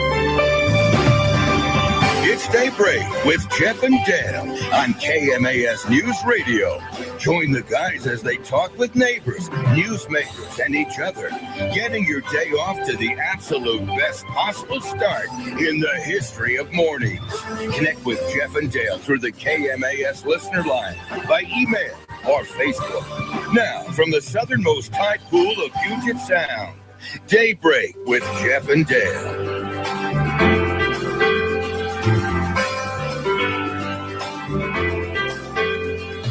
All right, good morning to you. 7:41 here at KMAS and KMAS.com. A good morning to you. Mariners Trivia upcoming here shortly as well, and still Bill Kendrick on to talk about the Love Inc. Golf Tournament, which is happening on July 20, which is 2 Mondays from this very day right here. Yeah. First off, though, we'll take a break and learn more about, we just talked to Tom Davis on the phone. We thank him for calling in, but we talk about Veterans Court, Veterans Mentorships, and the great work they're doing here in the county, and there's still more to be done. But right now, here's Adam J. Click with this report. You're listening to Daybreak with Jeff and Dale on KMAS News Radio. With a KMAS special report, this is Adam J. Click. Today, I'd like to take a moment to talk about veterans services. Washington State, and the South Sound in particular, are home to a vast number of veterans. Depending on the manner in which the veteran leaves the military, there are many services available to them to help them through their civilian life afterwards. Unfortunately, the VA system can be difficult to navigate and manage, and that's just one of the areas where members of the Shelton community have stepped forward to lend their assistance to local veterans. In this report, I want to focus on the Veterans Courts and Veterans Mentorship programs that are being spearheaded by Tom Davis. Mr. Davis has been an advocate for many social programs within the Shelton community, and his work in veterans advocacy is top of the list. In an interview with him and several members of the mentorship program, including the mentees that they've guided, he told me about when he decided to begin advocating for a veterans court and coordinating a veterans mentorship program. Back in 2013, Justice for Vets, which is an organization based out of Washington, D.C., held their first ever veteran mentor boot camp. As we know, veterans commit suicide at a higher rate than the regular population. There's about 104 people each day in the United States that commit suicide, and veterans comprise 22 of those people. So I went to Washington, D.C., and participated in a 5-day veteran mentor boot camp. And at the end of the training, we all took an oath, and the oath was we would go back to our communities and we would advocate for a veterans court, and we would start veteran mentor programs in our community. An oath that he has kept to since then. Mr. Davis explained a bit about exactly what a veterans court is. The veterans court is an alternative to incarceration. Veterans Court acknowledges that veterans have a life-defining experience that may or may not be different than the general public that runs afoul of the law. And the Veterans Court, it's a therapeutic court, and to be in compliance with the court, you have to jump through an awful lot of hoops, and you have to walk a long line, sometimes 2 years. So by the time you come out of that end of it, you've pretty well made the decision whether you're going to really keep your life in order or not. In essence, a veterans court takes on prosecution of a veteran with an understanding that they have undergone unique hardships, but at the same time have had unique training that can still make them a great asset to society. This is the same sort of understanding that Mr. Davis takes into his work with the Veterans Mentorship Program. During our conversation, he touched on what makes it different from other forms of counseling that veterans can seek. The way our mentoring program works is we don't contort the veteran mentee into a program. What we do is contort the program to accommodate the veteran. Some people need more services and more attention, and some people need less. With most programs, what you do find is even though the participant is well on their way, they have to adhere to the program for a set period of time, and that's usually to comply with the court. This is one example of an area where the Veterans Court and Veterans Membership programs can work together as the Veterans Membership program becomes an option within the deferred prosecution of the Veterans Court, though legal assistance is just one of the many avenues that a veteran may need help with. Another member of the program is Leon Huggins, who is a case manager for mental health professionals. He works to match veterans with counselors and therapists who can help them through the hardship of a post-military life. Working with veterans, trying to get them linked up with resources, it get difficult at times, and is coordinating the resources between state and the federal government, because one of them gonna want to pay and the other one is not gonna want to pay. So with the state, if the state is gonna pay, federal is gonna back off. My job with that now is to be in the middle of that to get the veteran the appropriate resource that they need. Housing, medical care, mental health treatment, get them assessed for chemical dependency, whatever they need. That's my job to connect them with those resources. For example, yesterday we met, I was referred a new veteran. And the first thing I did when I started talking to him, he said he had some legal problems. First thing I did was contact Tom, set up an appointment. We sit down with the veteran, and then I turned that over to Tom. So Tom deal with the mentorship program. I backed her for that. Whatever decision Tom make, I support him 100%. He did the same thing for me. So we don't cross each other. We work hand in hand whenever we're working with veterans. One of the top contributors to the mentorship program thus far has been the Mason County Sheriff's Office, 2 deputies from which currently volunteer their time as veterans mentors, as Mr. Davis explains. When I came back from Washington, D.C., I was looking for mentors for my veterans. With discussions with the Sheriff's Department, I discovered that there were veteran potential mentor, sheriff's deputies in that organization. What's happened out of that is a couple of sheriff's deputies actually stepped up and became mentors for our mentorship program. Now, they are both veterans, so they transition for a veteran to associate and participate with a mentor was a lot easier than it would be for the general population as using them as a mentor, simply because there's structure and discipline in that organization already. And the mentee or the potential mentee relates to that. Because whether or not you're a combat veteran, you have engaged in something that the general population has not experienced. And it is life-defining no matter how you cut it. It changes your life. It changes the way you think. It gives you structure. It gives you discipline. And indeed, structure and discipline are 2 traits shared in great amounts between Under Sheriff Jim Barrett and Chief Criminal Deputy Ryan Sperling, both of whom also attended the discussion. I asked them what inspired them to become mentors. You've got about 40 to 50% of our department are veterans. So within this department, we have a lot of people who understand that commonality, that bond that Tom Davis referred to. And so for me, this just gave another reawakening for me to step back and remember that after the separation of service, people go back to their normal lives, the normal stresses, the normal issues. They find themselves hung up, and it's our job to step back and use that common bond that we had to try and help them again. I have the utmost respect for those that have served in our military and have secured the rights that we have, and any person who's willing to sacrifice that and volunteer and go to combat and stand up for what our country believes in abroad and sacrifice their family and other things. I'm going to do everything I can to step up for them and be there for them, because that's what makes this country great. Deputy Sperling has been working closely with a veteran named Lauren Bailey. Although it was a minor brush with the law that got him involved with the program to start with, as you'll hear Mr. Bailey explain, he had already been working to try and better his community and himself, and this program simply helped him to take the next step. First, Deputy Sperling explains what it was like from his perspective. Tom introduced us, explained the backgrounds, kind of gave the ground rules as what the program was about and what it wasn't about. And then at that point, he took off and allowed us to build a relationship. One of the things I was able to do is find out where Lauren was coming from, where he served, what he did, how many combat tours, those type of things, which helped me to understand him. And I spent 22 years in the military, in the reserves, as well as active duty. And then I was activated for the war in 2003. And although I didn't go into combat, I trained a lot of people that did. So I could relate to a lot of what Lauren had been through, because we had shared experiences, shared units, that type of stuff, which really opened up the channel of communication. And then it was about building relationship and getting to know where Lauren was, where he wanted to go, what his vision for the future was, how he was dealing with his situation or brush with the law, and what his goals were there. And then we just kept in touch through text, phone, and other means of communication. And he's a great guy, and I Hope to continue to have a relationship with them for years to come. So I was introduced to the program at the North Mason Resource Center in Belfair.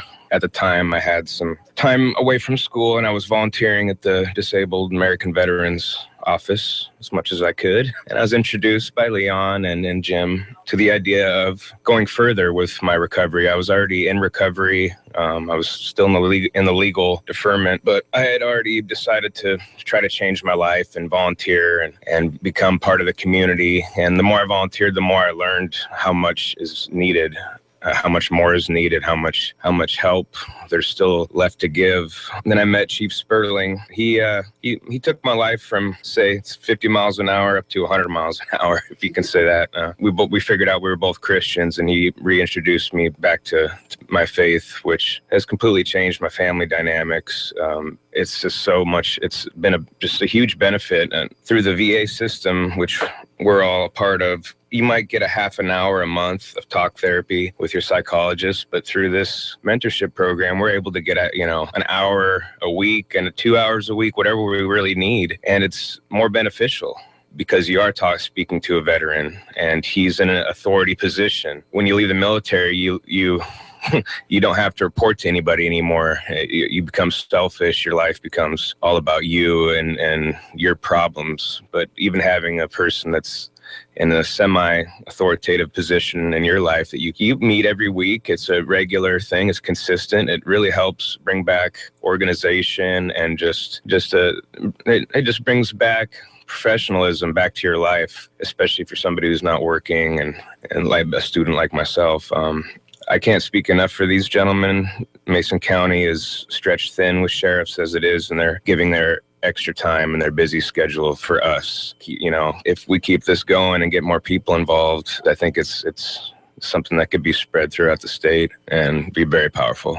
A more dire situation was that of Stephen Lomax, who had been battling homelessness and alcoholism for nearly a decade before he was brought into the mentorship program and placed under the care of Under Sheriff Jim Barrett. Part of the mentoring program as we first came in, the idea was to match up, veterans of the same service with other veterans. It even narrowed down that commonality. But with Mr. Lomax, when Tom Davis approached me, we were looking for something a little bit different. And Tom had discussed about the case issues and worked through it. And when I met Mr. Lomax, it was clearly about the only thing we had in common in terms of our military experience was partly the age. He was an Army and I'm a former Marine Corps vet. But when we started just having those talks on the side and finding out who we were and where we came from and what our experiences were, we found out there was a lot more in common than the different services. I learned a lot about where Steve has been and where he was trying to get to. And one of the most telling points that's been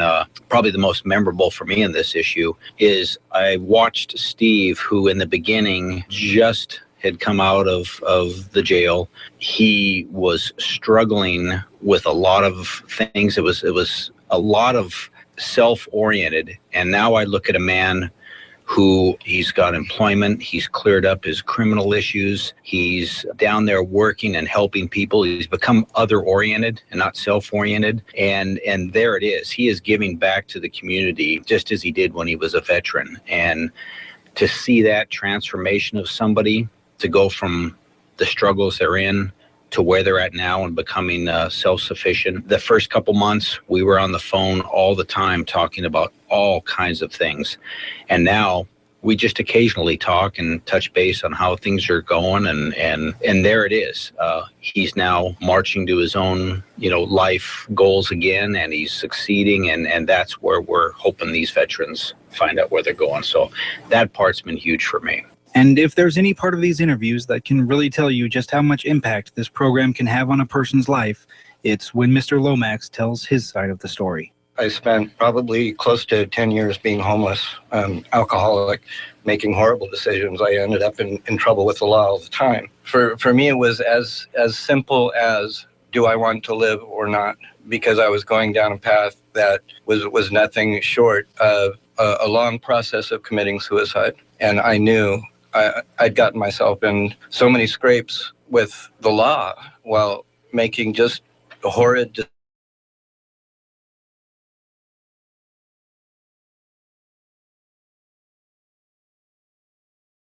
literally killed myself by drinking, or been in a position where I would be rotting in jail and not have this opportunity to be a part of society.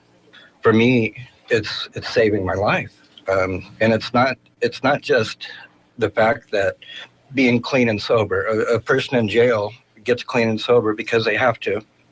They don't have the opportunity to drink or do drugs or whatever. But my life is so completely different. It's not just a matter of being clean and sober, where I used to not care about my life. I do. I can't wait to see now what tomorrow holds, what opportunities, are coming my way. I know they are because of the way I'm living my life now. And that's what this program is doing for me personally. It hasn't just helped me stop drinking. It has put me in a position where I have the opportunity to make life what it should be. And that's a wonderful experience to be part of society.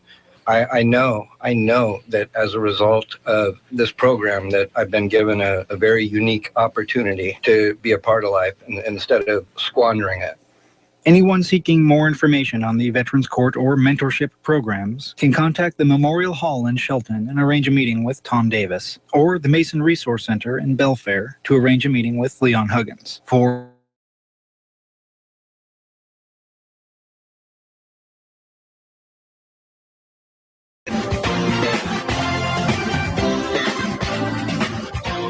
Hi, this is John Patch, host of Talkin' Pets on News Radio 1030 KMAS, and you're listening to Daybreak with Jeff and Dale.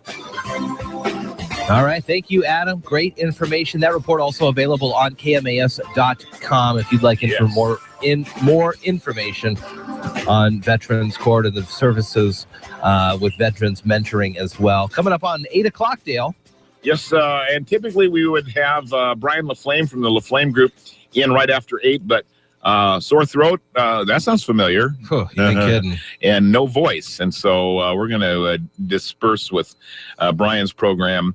This time around, we do have Bill Kendrick scheduled for 8:30, though, from Love Inc. And Bill will be in to talk to us about the impending Love Inc. golf tourney, where we'll be broadcasting live Daybreak. Live and direct from the Alderbrook Golf Course. So much fun. Right there at the entranceway, and we have a blast there every year, and so we'll be talking about that and golf balls from heaven and lots to cover here in the next hour. So stay close to your radios. The news and the Old Farmer's Almanac are on the way. USA are the world champs, and the Mariners on a winning road trip. All that straight ahead. You're listening to Daybreak with Jeff and Dale on KMAS News Radio. Stay, play, explore, and dine right in your own backyard this summer during Lacey Days. Enjoy a staycation from June 27th through July 12th. These are the best 2 weeks of summer in Lacey. From the America's Classic Jazz Festival June 27 and 28 through the South Sound Barbecue Festival on July 11, the Lacey Days calendar is packed with concerts, fireworks, sports events, dining discounts, and more. Lots of free activities for families, too. Visit lacydays.org for all the details.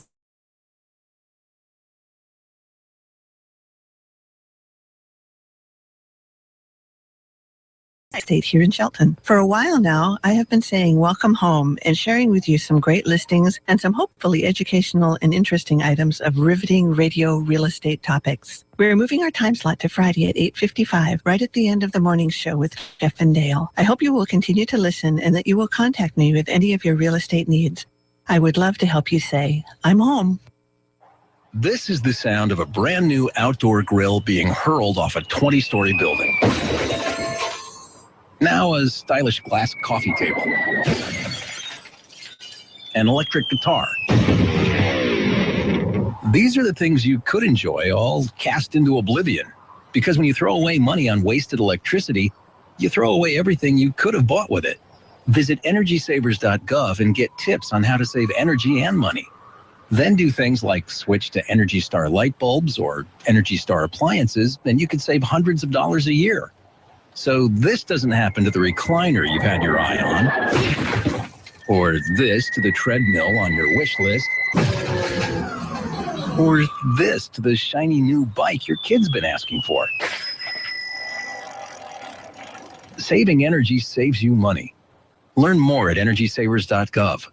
Brought to you by the U.S. Department of Energy and the Ad Council. 1030 KMAS Shelton can also be heard on K281BM Shelton, FM 104.1, and now in Thurston County on 92.9. Here's the latest from ABC News. I'm Karen Chase. The pressure is on as South Carolina legislators meet at the State House in Columbia at this hour, debating about whether to take down the Confederate battle flag flying right outside. The issue has gotten more attention since the church shooting. ABC's Jim Ryan has more. In the shadow of the Confederate battle flag on the State House lawn, Tom Clements holds a sign urging passing drivers honk to take down the flag. Listen to this. This is just a small percentage of people passing by, and I think the sentiment is definitely to take the flag down and do it quick so this doesn't drag out. Over the weekend, protesters on the other side demanded that the flag stay where it is as a symbol of respect to the soldiers who died fighting for the Confederacy. Jim Ryan, ABC News, Columbia, South Carolina. An experimental program to curb teen pregnancy was a stunning success in Colorado. Officials offered young women free implantable contraceptives, and it lowered the teen pregnancy rate 40%. The abortion rate dipped 42%. Team USA is basking in the glow of victory after winning the World Cup. Midfielder Carly Lloyd scored 3 of the 5 goals, but says her personal hat trick is not the biggest advantage of this effort. Soccer was the real winner. I think it's huge for women's soccer, the support, the coverage that we had. It was just unbelievable. Stocks are down, but not as low as some expected them to drop in reaction to the Greek no vote on the bailout plan. Greece's continued inclusion in the European Union is up in the air. ABC's Rebecca Jarvis takes a look at the potential impact. It is having that ripple effect all around the world. We saw it overnight in stocks all around the world. And the reason here is what could happen in other European countries, Italy, Spain, Portugal. They're all dealing with similar situations to Greece. And if this catches effect there, then we have a much more significant problem, and you would see a much more significant issue in your 401k. It could be the beginning of the end of AIDS. Researchers have developed a vaccine that has shown great promise in protecting monkeys from it. Johnson & Johnson is now looking for human volunteers for clinical trials. This is ABC News. All set. How was your visit with the dentist? Shall we book another appointment then? Wonderful. I'll sign you up for our root canal rewards. 10th one's free. You're drooling on my papers. How about a rewards program you'll actually use every day? Introducing Plenty. Earn points at lots of places, including AT&T, Exxon, Macy's, Mobile, Nationwide, and Rite Aid. There's Plenty together. Learn more at plentywithani.com. Terms and conditions apply. You're running your business, and we at Wix.com know things can get stressful, but creating your website doesn't have to be. With Wix, you can create a professional website all by yourself. It's easy and free. You don't have to be a programmer. Just drag and drop everything into place. It's your website, your style. Show the world what you can do. Go to Wix.com and create your own stunning website today. It's easy and free. A NASCAR race ended in a fiery crash. ABC's Samantha Jordan has more. Dale Earnhardt Jr. had just crossed the finish line in first place when several cars behind him crashed, sending Austin Dillon's number 3 car flying toward the catch fence and leaving fans dodging debris. More than a dozen people were hurt. President of the Speedway, Joey Chitwood, says upgrades in safety may have saved more people from being hurt, but there's always room for improvement. We'll round up our engineering team and see if there's any additional things that we can learn to get better the next time. Rain had already delayed the start of the race until almost midnight, and fans that stayed up all night to watch say seeing it end like this was terrifying. Samantha Jordan, ABC News, Orlando. The newest GoPro camera is going where no previous GoPro has gone before, into the palm of your hand, if you like. It's that tiny. The newest version, the Hero 4, is 40% smaller and lighter, yet company officials promise it's the most wearable and mountable. Karen Chase, ABC News. Local news is brought to you by Shelton Health and Rehabilitation Center. Find them online at sheltonhealthandrehab.com. For KMASnewsradio.com, I'm Marilyn Foster. One man remained missing yesterday following a 4th of July boat crash near Point Defiance Park. A boat with 4 people on board capsized after colliding with another boat with 2 people around 11 p.m. Saturday night. The Coast Guard says none of the 4 people on the boat that capsized were wearing life jackets. A 47-year-old man who was on that boat is the passenger that remains missing. Emergency crews took 2 people in the other boat to Harborview Medical Center in Seattle for injuries and arrested the driver of the 4-person boat for the alcohol-related crash. All community lifeline services, including showers, breakfast, and dinners at the Parish Hall building in Shelton, will be closed today through July 12th. They will resume services on Monday, July 13th, with breakfast at 7:30 to 8:30. If you need resources in the interim, you're asked to contact 211. A year after legalizing the marijuana market, Washington State has about 160 shops open, and tax revenues have soared past expectations, with sales topping $1.4 million per day, and $70 million in tax revenue has come in for the year. Colorado's recreational sales began January 1st, 2014, and brought in taxes of $44 million in its first year. This month, 2 new laws take effect, one to regulate the tax medical marijuana and one to cut Washington's 3-level excise tax on pot to a single 37% tax. Last November, Tom Davis and Mason County Undersheriff Jim Barrett created a veterans mentoring program and announced they were working to bring a veterans court to Mason County. KMAS's Adam J. Click sat down with Davis and learned when he first decided he was going to begin advocating and coordinating for these services. Back in 2013, Justice for Vets, which is an organization based out of Washington, D.C., held their first ever veteran mentor boot camp. Veterans commit suicide at a higher rate than the regular population. So I went to Washington, D.C. and participated in a 5-day veteran mentor boot camp. And at the end of the training, we all took an oath, and the oath was we would go back to our communities and we would advocate for a veterans court, and we would start veteran mentor programs in our community. The Veterans Court helps the county find alternatives to just putting people in jail. Thurston County has one and was the first county in the state to implement it. In our full feature of this story, Click also talks with Jim Barrett, Undersheriff for MCSO, Ryan Sperling, Chief Criminal Deputy for MCSO, and their mentees, Stephen Lomax and Lauren Bailey, about the efforts to bring a Veterans Court to Mason County. Find the feature story on KMAS.com.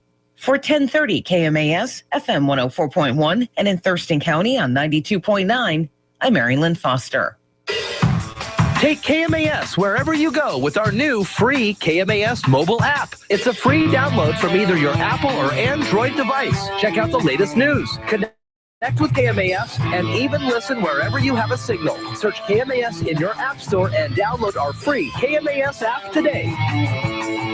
Subscribe to our YouTube channel and watch Daybreak live. Follow the link on KMAS.com or search KMAS Radio on YouTube. Snow melts. Rain falls. Rivers form. This happens all over the world. But when it happens here, something wonderful unfolds.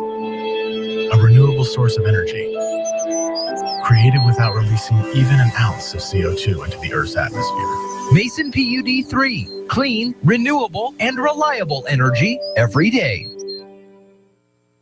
A red, white, and blue celebration and a frightening crash at Daytona. Hi, everybody. Todd Ant reporting on sports. It was about as dominating a victory as you'll ever see in a championship match in any sport. The Americans scored 4 goals in the first 15 minutes and cruised to a 5-2 win to take home the Women's World Cup in Vancouver. Midfielder Carly Lloyd from New Jersey scored 3 goals in the final and earned the Golden Ball Award after the game. Olympic golds have been amazing, but there's something about this feeling, all the hard work, the dedication, the fact that we haven't won in 16 years.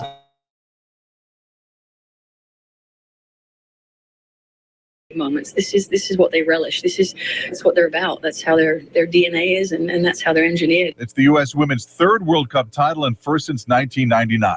A terrifying crash to the finish line at Daytona last night. Here's what it sounded like on the Motor Racing Network. Dale Earnhardt Jr. shows the way, crosses over to block Denny Hamlin into the tri-oval. Jr. scores the win. Hamlin spins at the line. 12, 13 cars involved in a spin at the start-finish line. Fire coming out, sparks everywhere. Austin Dillon's car flew upside down into the catch fence that tore up his car, but he walked away. All the drivers are okay. In fact, Dale Earnhardt Jr. won the rain-delayed Sprint Cup Series race, which ended at 2:41 a.m. Eastern. He was just happy there were no injuries. Just hate to see what we saw there at the end. That scared the hell out of everybody. us included. I saw it all in the mirror. It's just very frightening. Really glad that everybody's okay. Hate to see the race end that way. Jimmy Johnson was second. It was Jeff Gordon's final race at Daytona. The Sunday night baseball game in Washington belonged to the Nationals. Here's a swing and a drive. Well hit right center field. This has got a chance. It's way back there, and it's gone. Wilson Ramos sends one out. On WJFK, and the Nats beat the Giants 2-1, and a walk-off win for the AL West leading Royals. Kansas City splits the series with the Twins with a 3-2 win. Danny Lee won his first PGA Tour victory at the Greenbrier Classic. Todd Ent, ABC Sports.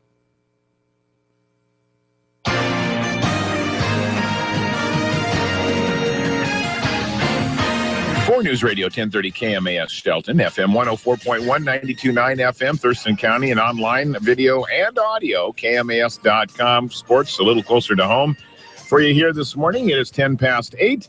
The votes are in, all counted. Seattle Mariners slugger Nelson Cruz is heading back to the All-Star game as the American League starting DH for the second straight year. I guess the Seattle people, they did the job. Good. Cruz said. I have to thank the whole organization. PR department did a really amazing job, and the people from the Dominican. I know they're always behind me. It's just a blessing. There you go. Cruz beat out two-time former Mariner Kendrys Morales. Now with Kansas City, in results announced Sunday afternoon by Major League Baseball. The voting to determine the starters conducted solely online this year for the first time. Ended on Thursday night, July 4th. I remember going at the Kingdom, filling out the deals. Filling out the old All-Star, maybe even paper ballots at the safe for a little bit. Oh, but yeah. Mostly Kingdom stuff. Yeah. So that was the good memories. That was the deal. Good times.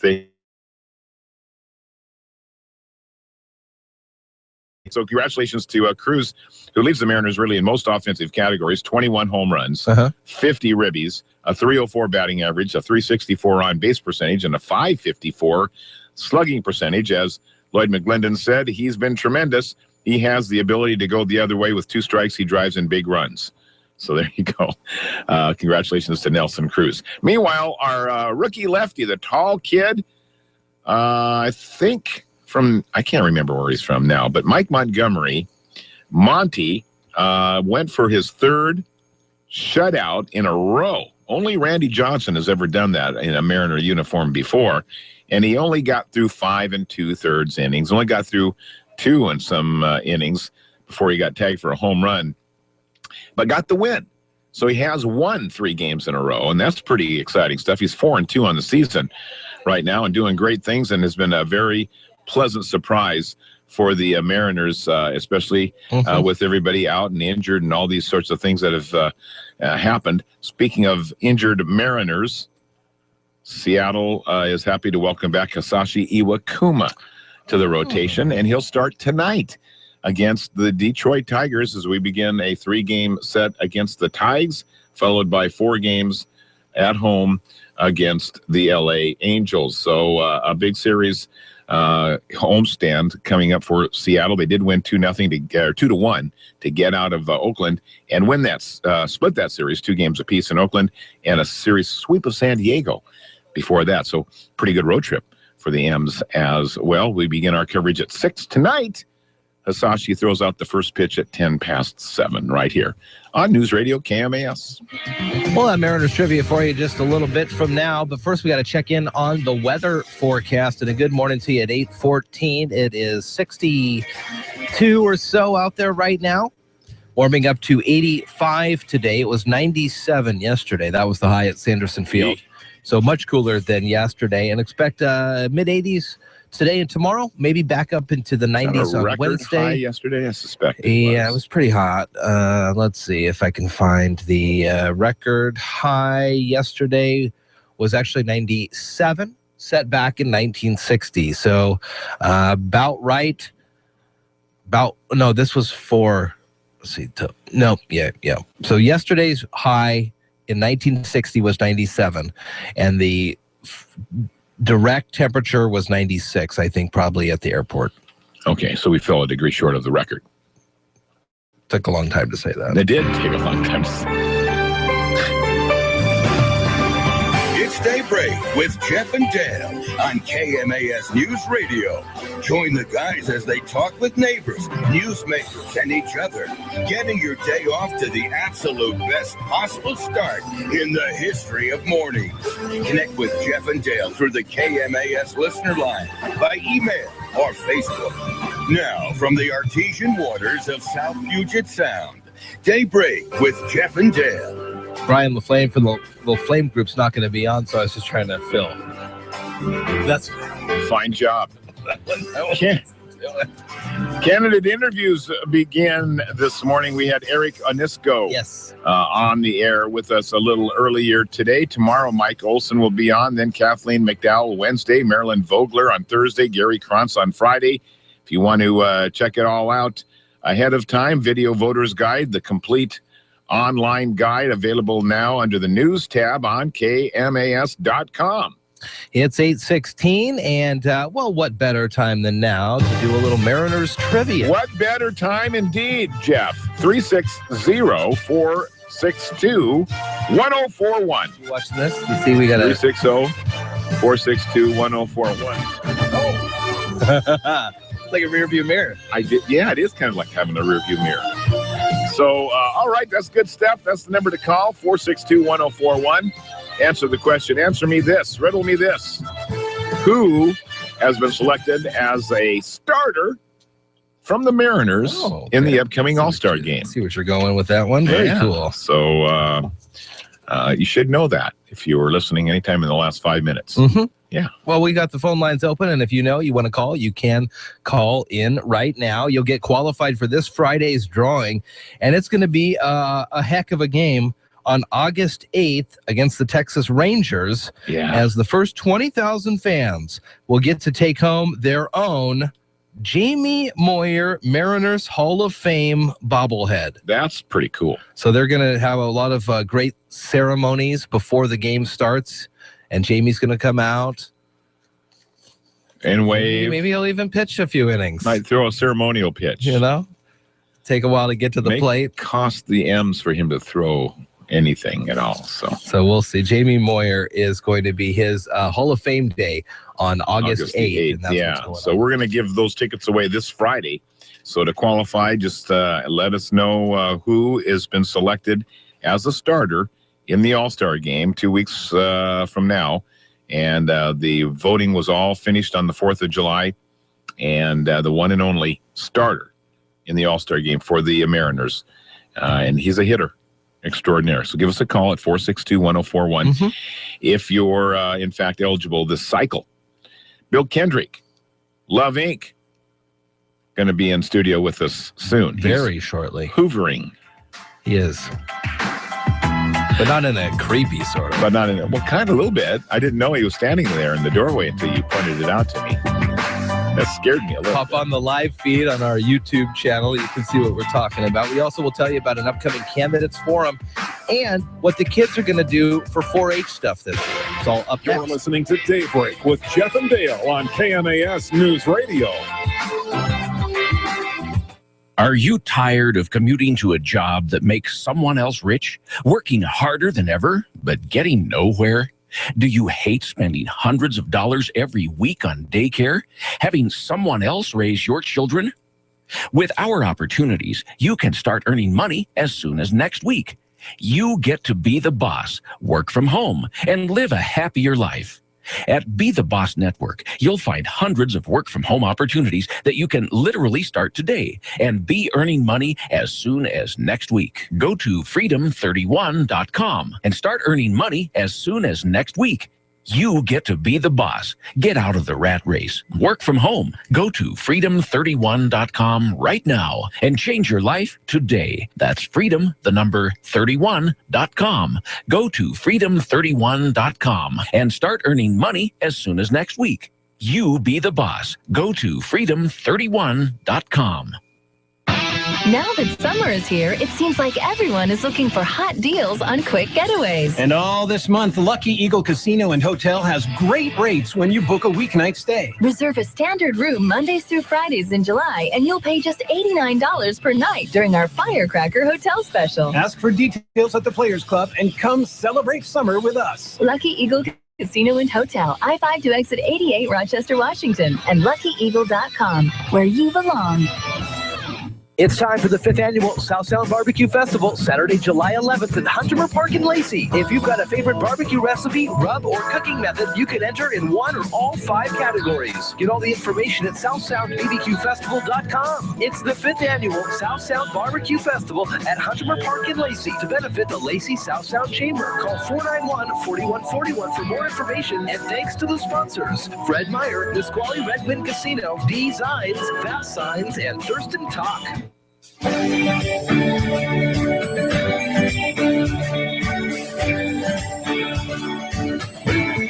Hi, this is Dr. Joy Brown. Please check out my program this weekend on KMAS News Radio. Now back to Daybreak with Jeff and Dale.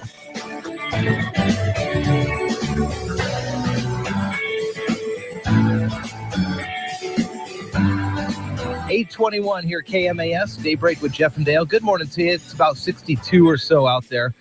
Yesterday's high was pretty hot, 97, and expected to be about 85 today, so a welcomed change. Yeah, indeed. Dale, an unwelcomed change to many of the folks in the area is the loss of the area for kids to do their 4-H stuff, right?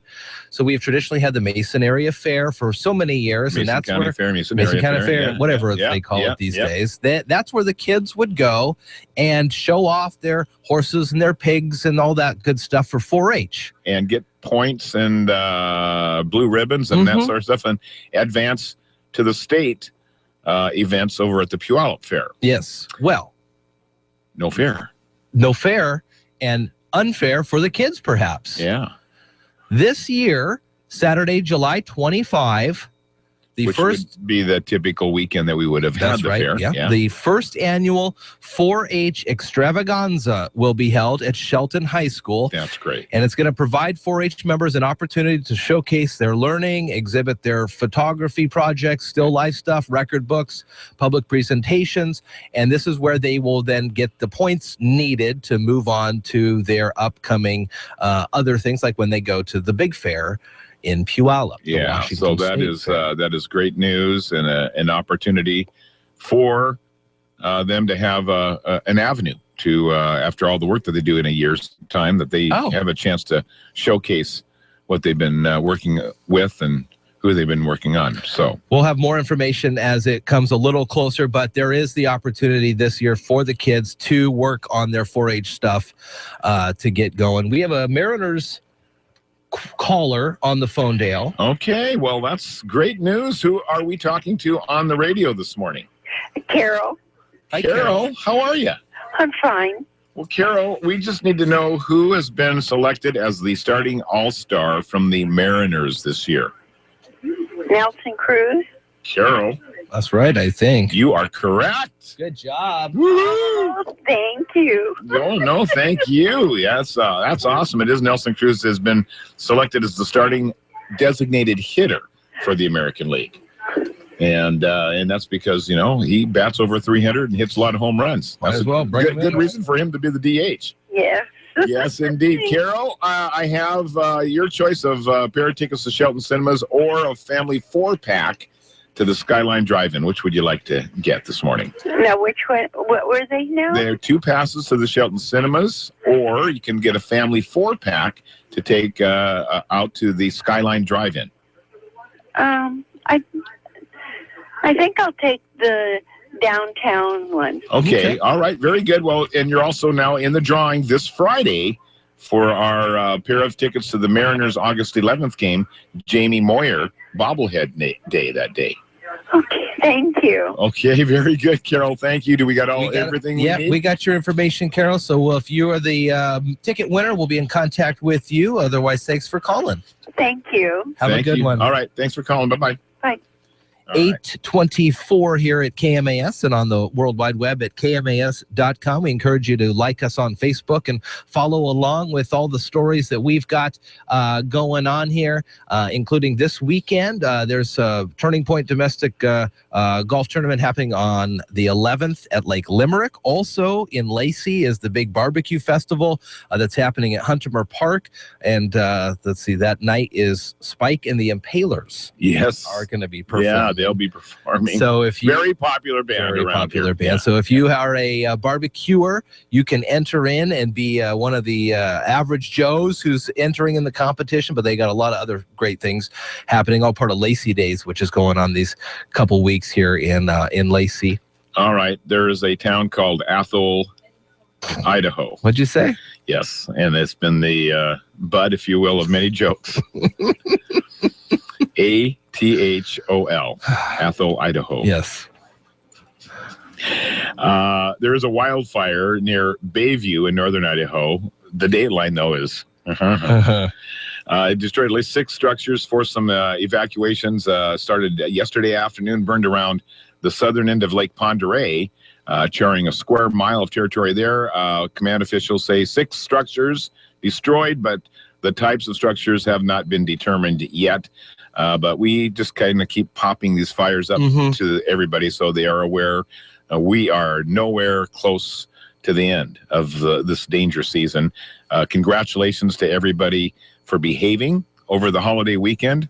Locally, we had, knock on wood, a pretty good weekend. Yeah. Locally, and that's all good. That is really good news. And I got something for you. The area looked pretty clean. Yeah, no, it really did. I mean, noticeably clean on the day after the 4th. Usually, was pretty crazy. The one thing I did here, so we were out at Lake St. Clair on Saturday the 4th, and in the middle of the day, somebody shot off a brick of fireworks, and they were like Mighty Mites, and it had to have been 5 minutes steady. I go, boy, that costs $50 if it costs $1. Oh, there it goes. Yeah, probably 2,500, like a brick. 5 minutes gone. 5 minutes. I got something for you here. This is we're always looking at ways to raise money for cities and whatever. Yeah. Streets and yada yada. Public's faith in many public officials is on the decline. I think we can agree. It's definitely on the decline here in the studios. The town of Van Meter, Iowa, is hoping to put that angst to good use with a fundraiser that offers its residents a chance to use a police taser on a city official. Ooh. Imagine how much would be raised. Oh. $5 raffle tickets will buy someone a chance to either shock or spare City Administrator Jake Anderson or a council member there named Bob Lacey. The proceeds going towards a new police squad car and other gear. Maybe they'll be able to hire additional officers too if this is super successful. Both men volunteered to be targets during a police budget meeting. I was like, yeah, that's funny. Do you think it could raise some money? Administrator Jake Anderson said, and yes, they'll learn their fates on July 18th during the Van Meter Fire Association street dance. Man. But your chance to tase an official. Yeah, that's that's good incentive. That's probably going to do well. I'm going to go out on a limb and say it probably will. I'll see if I can find. I think they'll do well with that. How much money they've raised thus far. We'll get to that. It always depends, though. It's never the controversial politicians that step up and say, hey, you can tase me. Mm-hmm. It's always the ones that behave and everybody likes them. So nobody wants to tase them. Yeah, that's true. That's true. That's too bad. That's the downside of that. My gosh. All right. So that was a silly story going across the desk. Well, that is a silly story. Other headlines that we've been checking throughout the morning, federal government has again rejected a Seattle Indian tribe's petition for federal recognition. The Duwamish tribe sought the recognition that would have entitled them to federal benefits such as housing, fishing rights, and the possibility of a casino. Tribal chairwoman Cecile Hansen told a local station in Seattle that the decision was devastating. Mm-hmm. So that is tough news. And I know that the Duwamish tribe in that area, they've been for a long, he says 77. Yeah, 77. Long time trying to get that recognition. 8:29 here at KMAS. The local news with Marilyn Foster's on the way, but in a maybe surprising to some, Greece voted 68-32. Yeah. To not join the European. To not accept the bailout conditions or something like that. And so on the line from Edward Jones, Karen. Yep. How you doing? I'm doing Karen, fine. you got all your digits? Did you misbehave this weekend, or are you okay? No, I don't like fireworks. I never have, so I stayed completely away. Not a girl. I never like to hit them. I hate them. Sorry. I know Greece is a little different, isn't it? Yeah, they voted on that. And so are there fireworks on Wall Street? Not as you expect. However, U.S. stocks erased early losses and are little changed after a day after voters in Greece rejected austerity plans demanded by international creditors. European leaders now expected to meet on Tuesday to discuss a response to the sharp rejection, which raises the prospect of a banking collapse that could force Greece out of the 19-member Eurozone. U.S. bond prices are gaining. So far this morning in the S&P 500, the best performing sector is healthcare, while the worst performing sector is energy. The Dow Jones Industrial Average is down 16 points at 17,713. The Standard & Poor's 500 index is up 0.75 at 2,077, and the NASDAQ Composite Index is down 0.74 at 5,008. This morning's volume on the New York Stock Exchange is moderate, with 217 million shares being traded. Decliners are outnumbering advancers by roughly 3-2 margin. In the commodity markets, the spot price of gold is down $1.15 to $1,167.33. The spot price of silver is up a penny to $15.71, and crude oil prices are down $2.53 to $54.40. In the bond market, the 30-year Treasury yield is currently 3.13%, and the 10-year Treasury yield is 2.33%. Stocks of local interest: Amazon is down 95 cents, Costco is down 16 cents, Boeing is down 34 cents, Starbucks is down 5 cents, and Microsoft is down a quarter. This is Karen Shade of Edward Jones, member SIPC, serving individual investors with personalized attention and long-term financial advice. I'm located at 1051 Southeast State Route 3 in Shelton, and if you'd like additional information, you can contact me at 426-4590, and daily commentary is also located on our website at edwardjones.com.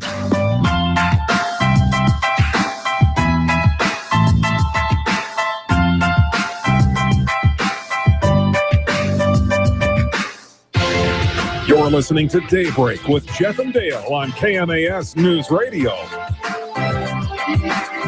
Local news is brought to you by Fred Holmes Tree Service. FredHolmesTreeService.com, 427-4489. For KMASNewsRadio.com, I'm Marilyn Foster. One man remained missing yesterday following a 4th of July boat crash near Point Defiance Park. A boat with 4 people on board capsized after colliding with another boat with 2 people around 11 p.m. Saturday night.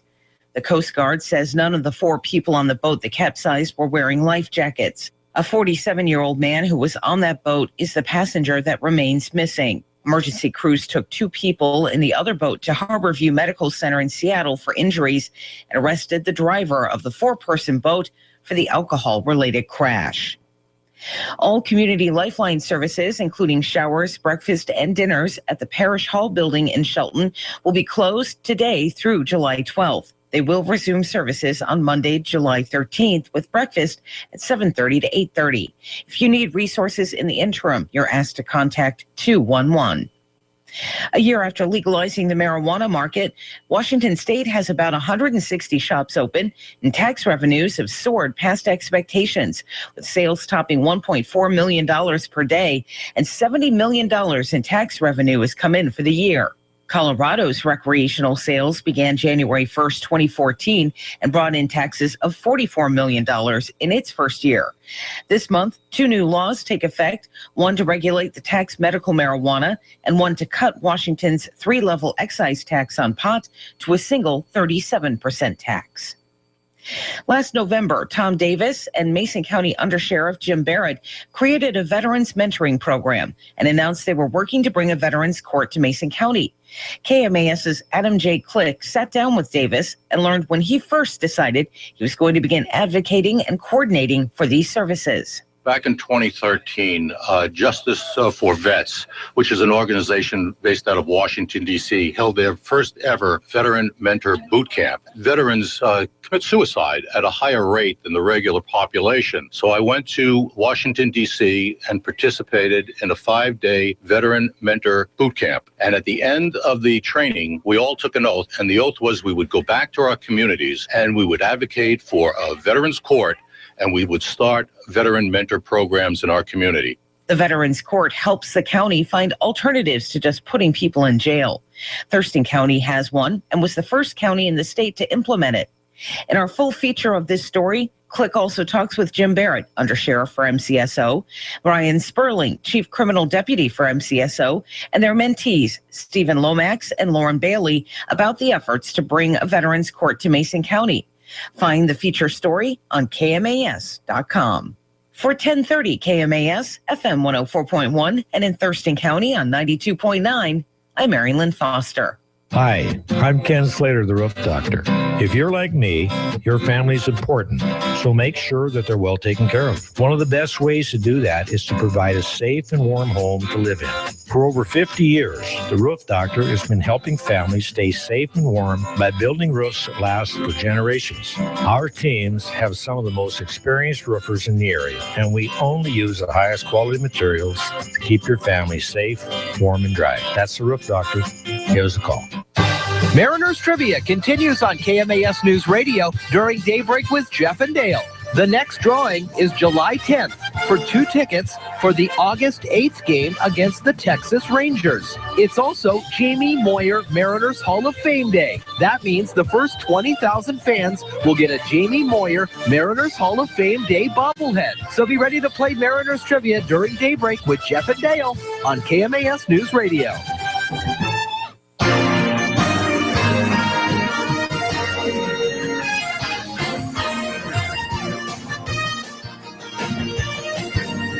For News Radio 1030 KMAS Shelton, FM 104.1, 92.9 FM in Thurston County and online at KMAS.com. I'm Dale Hubbard. It is 8:36 in sports. July the 2nd, 4 days ago, was our 5th annual Oyster Challenge on the canal. It's a sport of a sort. Yeah, it's a sport of kings. All right, so our congratulations go to... Oh, and Queen. We had a Queen. We had a girl on there. We had a JD. Yeah, she was the crowd favorite. But congratulations going out to Christopher Christensen, who dethroned Clayton Bennett. Yeah. I think officially it was 8 dozen plus 7 oysters in less than 5 minutes. We ran out of oysters. These guys were woofing them. These guys were woofing them down. Raw, baby, on the half shell. I mean, if you just think about it, they were, unfortunately, because of the red tide and whatever, it's so hot, and the oysters are very hard to come by. Yeah. And we want to make sure they're safe. Yeah. And so far as we know, everybody survived. Give people oysters, it may not be. But yeah, people were on pace to destroy the records. Yeah. There were some... I mean, this little JD was the only female of the group. By the way, congratulations to all the judges / coaches that helped us out, and also to the contestants, Salinas, who came from the crowd, and JD, who came from the crowd, and then Cody Treadwell, Michael Moth, Christopher, the winner, and Clayton Bennett. We had 6 competitors, wolfing them down. And a great supportive crowd. Everybody really enjoyed themselves. And that was part 1 of a night full of activity there at Alderbrook Resort. And our thanks to them and to Hama Hama Oyster Company for providing the oysters. And it was a fun night to be sure. All right. Yesterday afternoon, actually, Seattle rookie Mike Montgomery put together another fine start. Monty pitched the Mariners past the Oakland A's 2-1 yesterday, coming off 2 straight shutouts. He gave up 1 run, 6 hits, 5 2/3 innings. He walked 1 and struck out 2. That was the line on Monty. He tried to join Randy Johnson as the only players in franchise history to pitch 3 consecutive shutouts. Didn't quite get out of the 3rd inning as Sam Fold parked one for the A's. Well, if you're gonna give up a hit, it might as well be a home run, right? And get it over with. As well. Just get it out. It'd be awful if it was like a bunt. Yeah. A bloop single. Yeah, or a little infield single because it just rolled out towards shortstop and then died. Or maybe like a Buckner kind of deal through the, A home run was home probably run the is best. pretty legitimate. Yeah. Congratulations to Nelson Cruz. The Cruiser is the All-Star designated hitter. He'll start for the American League during the All-Star game coming up here in a couple of weeks. And Seattle manager Lloyd McClendon going to miss the upcoming 3-game series against the Detroit Tigers. He will be attending a funeral for his sister. He will travel back to Indiana to be with his family today, and he will pick up with the team again when they begin their series against the Angels on Thursday. Though today, tomorrow, and Wednesday, it's the Detroit Tigers in town, and starting tonight for Seattle, coming off of the injured reserve list, Hisashi Iwakuma. Kuma's going to start. He's 0-1 with a 6.61 ERA, so he's got some catching up to do. And the good news is that he'll be fresh going into the second half of the season, and he's perfectly capable of throwing 3, 4, 5 wins in a row for Seattle, and that's good stuff. So there you go. We'll begin our coverage tonight at 6 right here on News Radio KMAS. South Sound forecast and a good morning to you. 8:40 here, 61 currently. The clouds are starting to burn off and will warm up to about 85 today. It was 97 at Sanderson Field yesterday, so about 12 degrees cooler is what is expected. Tomorrow, roughly the same, some clouds and upper 80s. Wednesday, we're back into the 90s, and then we'll dip back down Thursday and into the weekend where we could see upper 70s at times. 61 right now. Good morning. It's Daybreak with Jeff and Dale on KMAS News Radio. Join the guys as they talk with neighbors.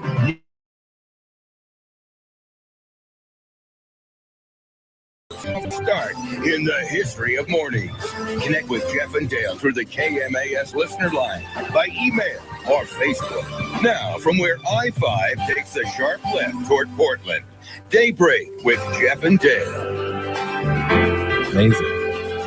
Bark at the Park this weekend, this upcoming Thursday, the 9th. Sold out, but next year get involved with their 3rd annual Bark at the Park. It's basically what you think.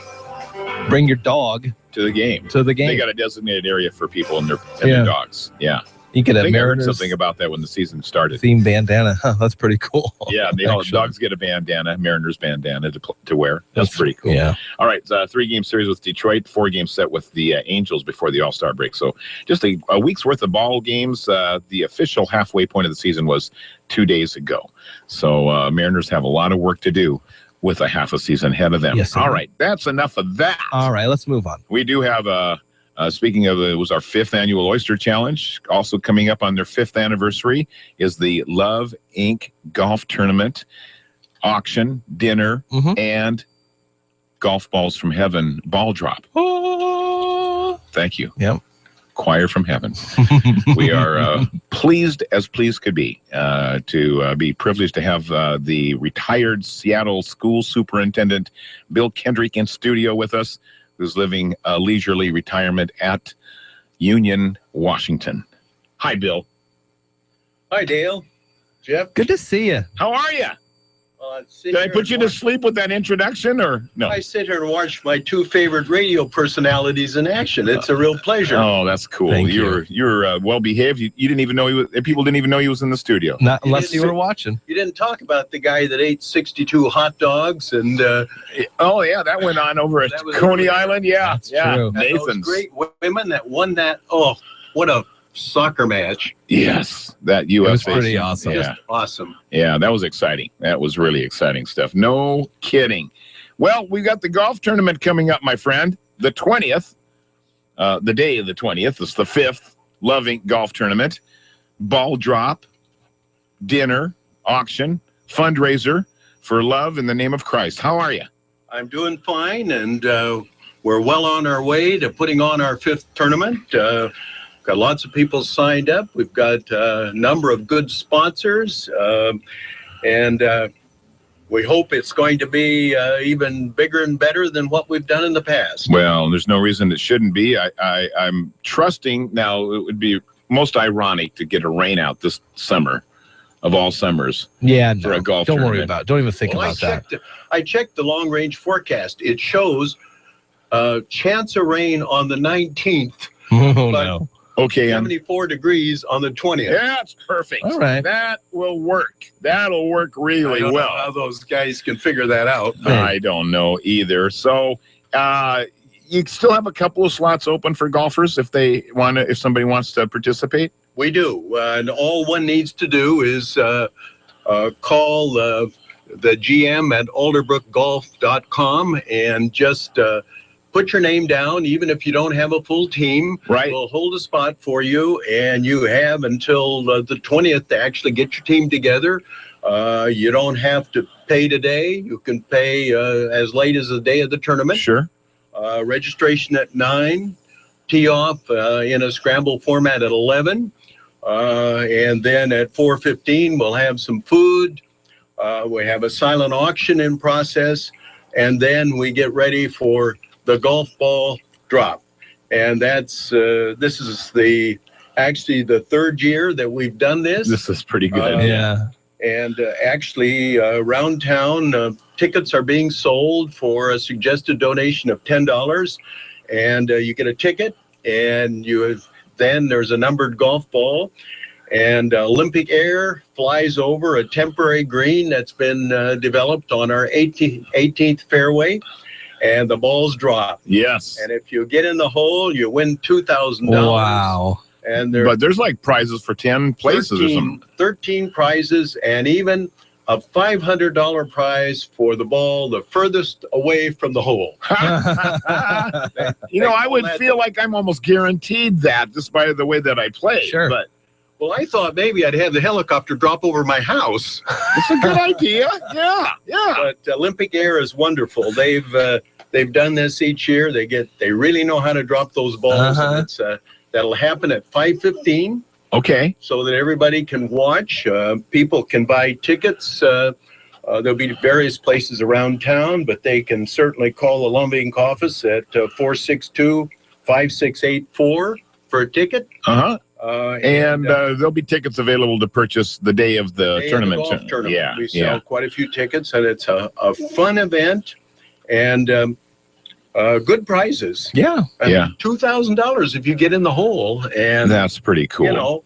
He's an expert. He's got them in a bag, and he drops them right over the green. And everybody's got an equal chance of getting lucky. Yeah, that's for sure. And there soon will be some banners up in the street here in Salem or in Shelton talking about the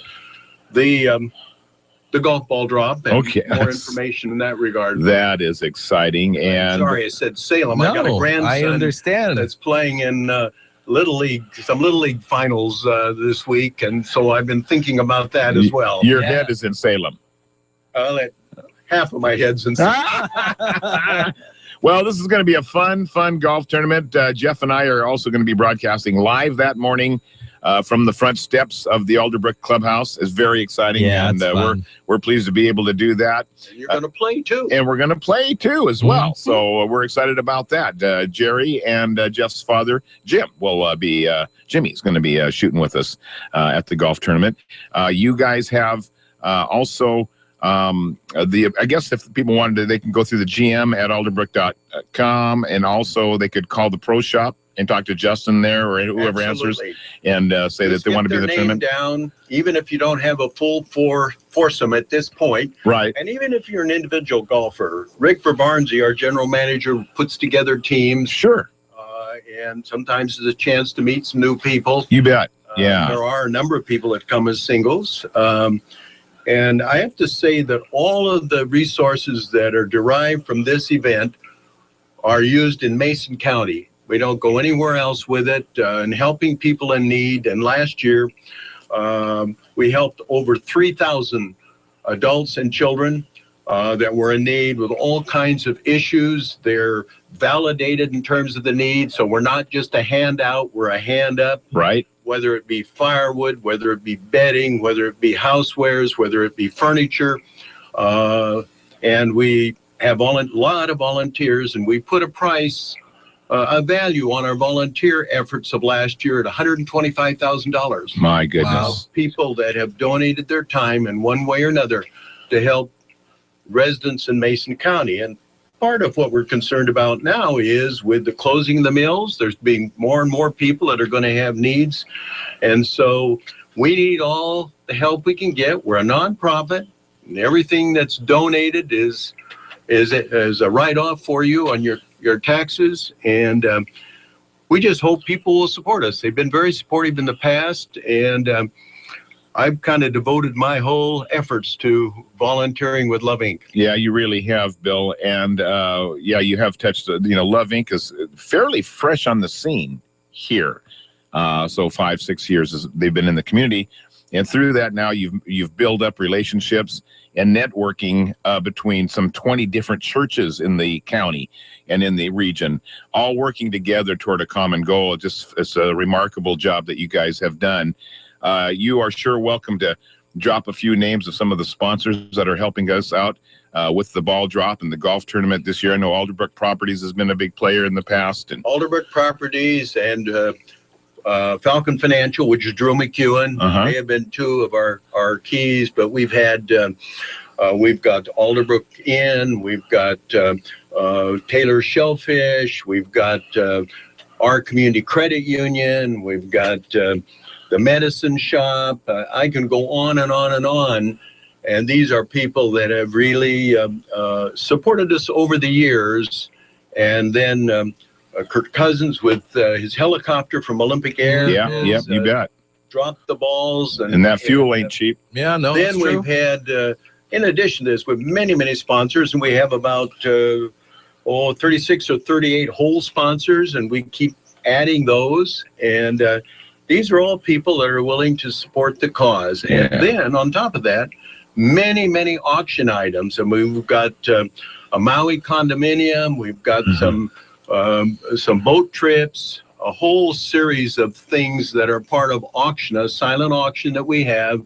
And people can come, and they don't have to play golf. Right, right. People can come. Many people come just for the golf ball drop and come to participate in the auctions. Yeah, so, some great auction items. Wonderful we'll auction have items. good support. And I need to say, you talked about the 20 churches. We also partner with a lot of agencies that exist. We don't hand out food, but there are agencies that deal with food and with clothing.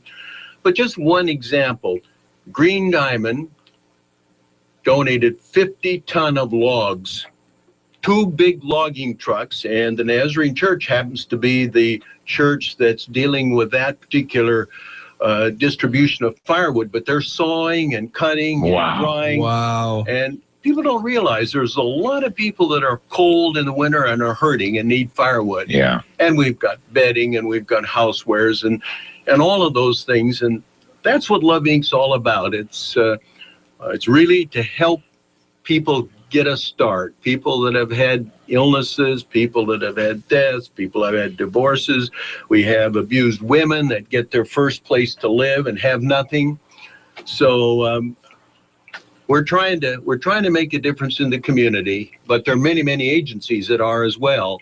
One of the things that we're experiencing this year is there are more and more golf tournaments, as you well know. Yeah. People are seeing that, and of course, they're coming after all the same sponsors. Oh, and, yeah. You probably have them coming here, and you know all about that. But we're all working together for the betterment of Mason County. Yep, there you go. That's the bottom line to the whole thing. It is 2 weeks from today, the 20th of July.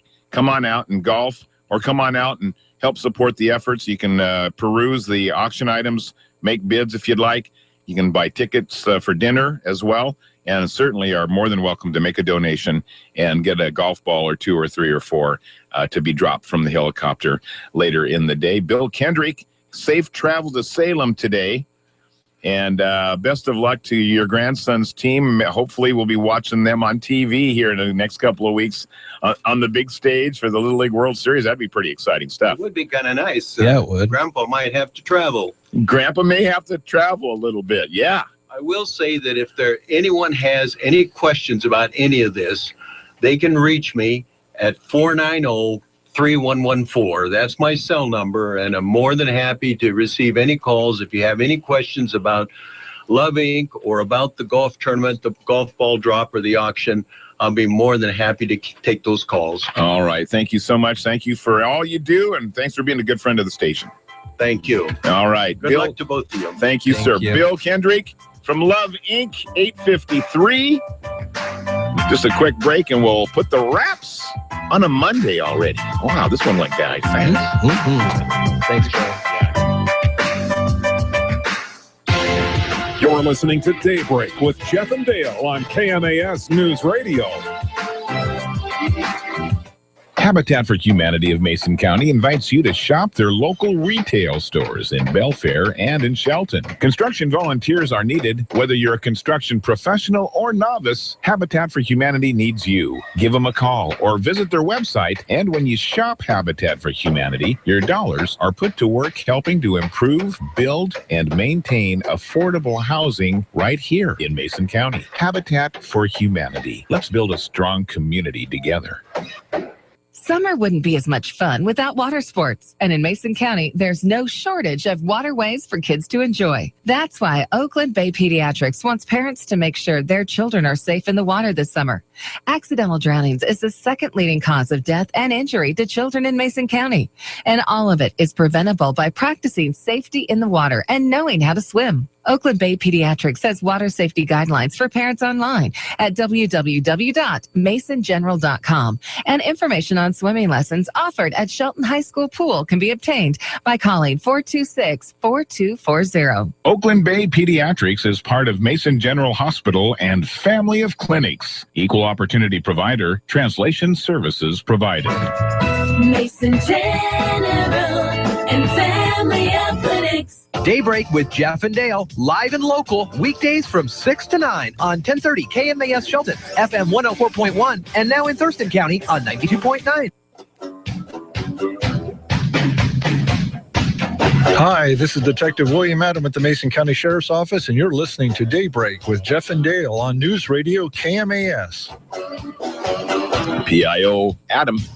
8:56 at KMAS. Tomorrow starts a special 3-day filing period for the election office positions that nobody decided to put their hat in the ring for. The more popular ones then. Yeah, like the cemetery districts and things like that. So tomorrow, Karen Herr and Fina Ormond will be on the air just after the 8 o'clock news to talk with us about the openings and explain a little bit more about this 3-day filing session. One of the races that didn't need to have a special 3-day filing period was the Commissioner of Finance for the city of Shelton. Yes. We started our candidate interviews this morning with Eric Anisco. Tomorrow, Mike Olson will be on the air just after the 7 o'clock news. Yeah, the incumbent. And then Wednesday, Kathleen McDowell. Thursday, we start the Shelton mayoral race candidate interviews. Thursday with Marilyn Vogler and Friday with Gary Krantz. You can see the video voters guide online now under the news tab on KMAS.com, and we'll again have those interviews right after I get done with the weather on the 7 o'clock news.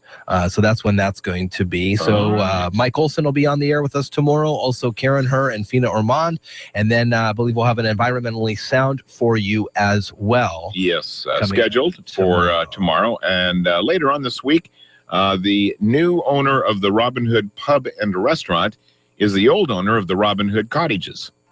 Does that make sense? I think I get what you're saying. So we'll welcome Darren Barry to the studios on Wednesday, along with Washington 35th District Representative Dan Griffey and Port of Call, too. Hey, have a great day today, everyone. Stay as cool as possible, and we'll see you tomorrow morning at 6 on the Daybreak. You're listening to Daybreak with Jeff and Dale on KMAS News Radio.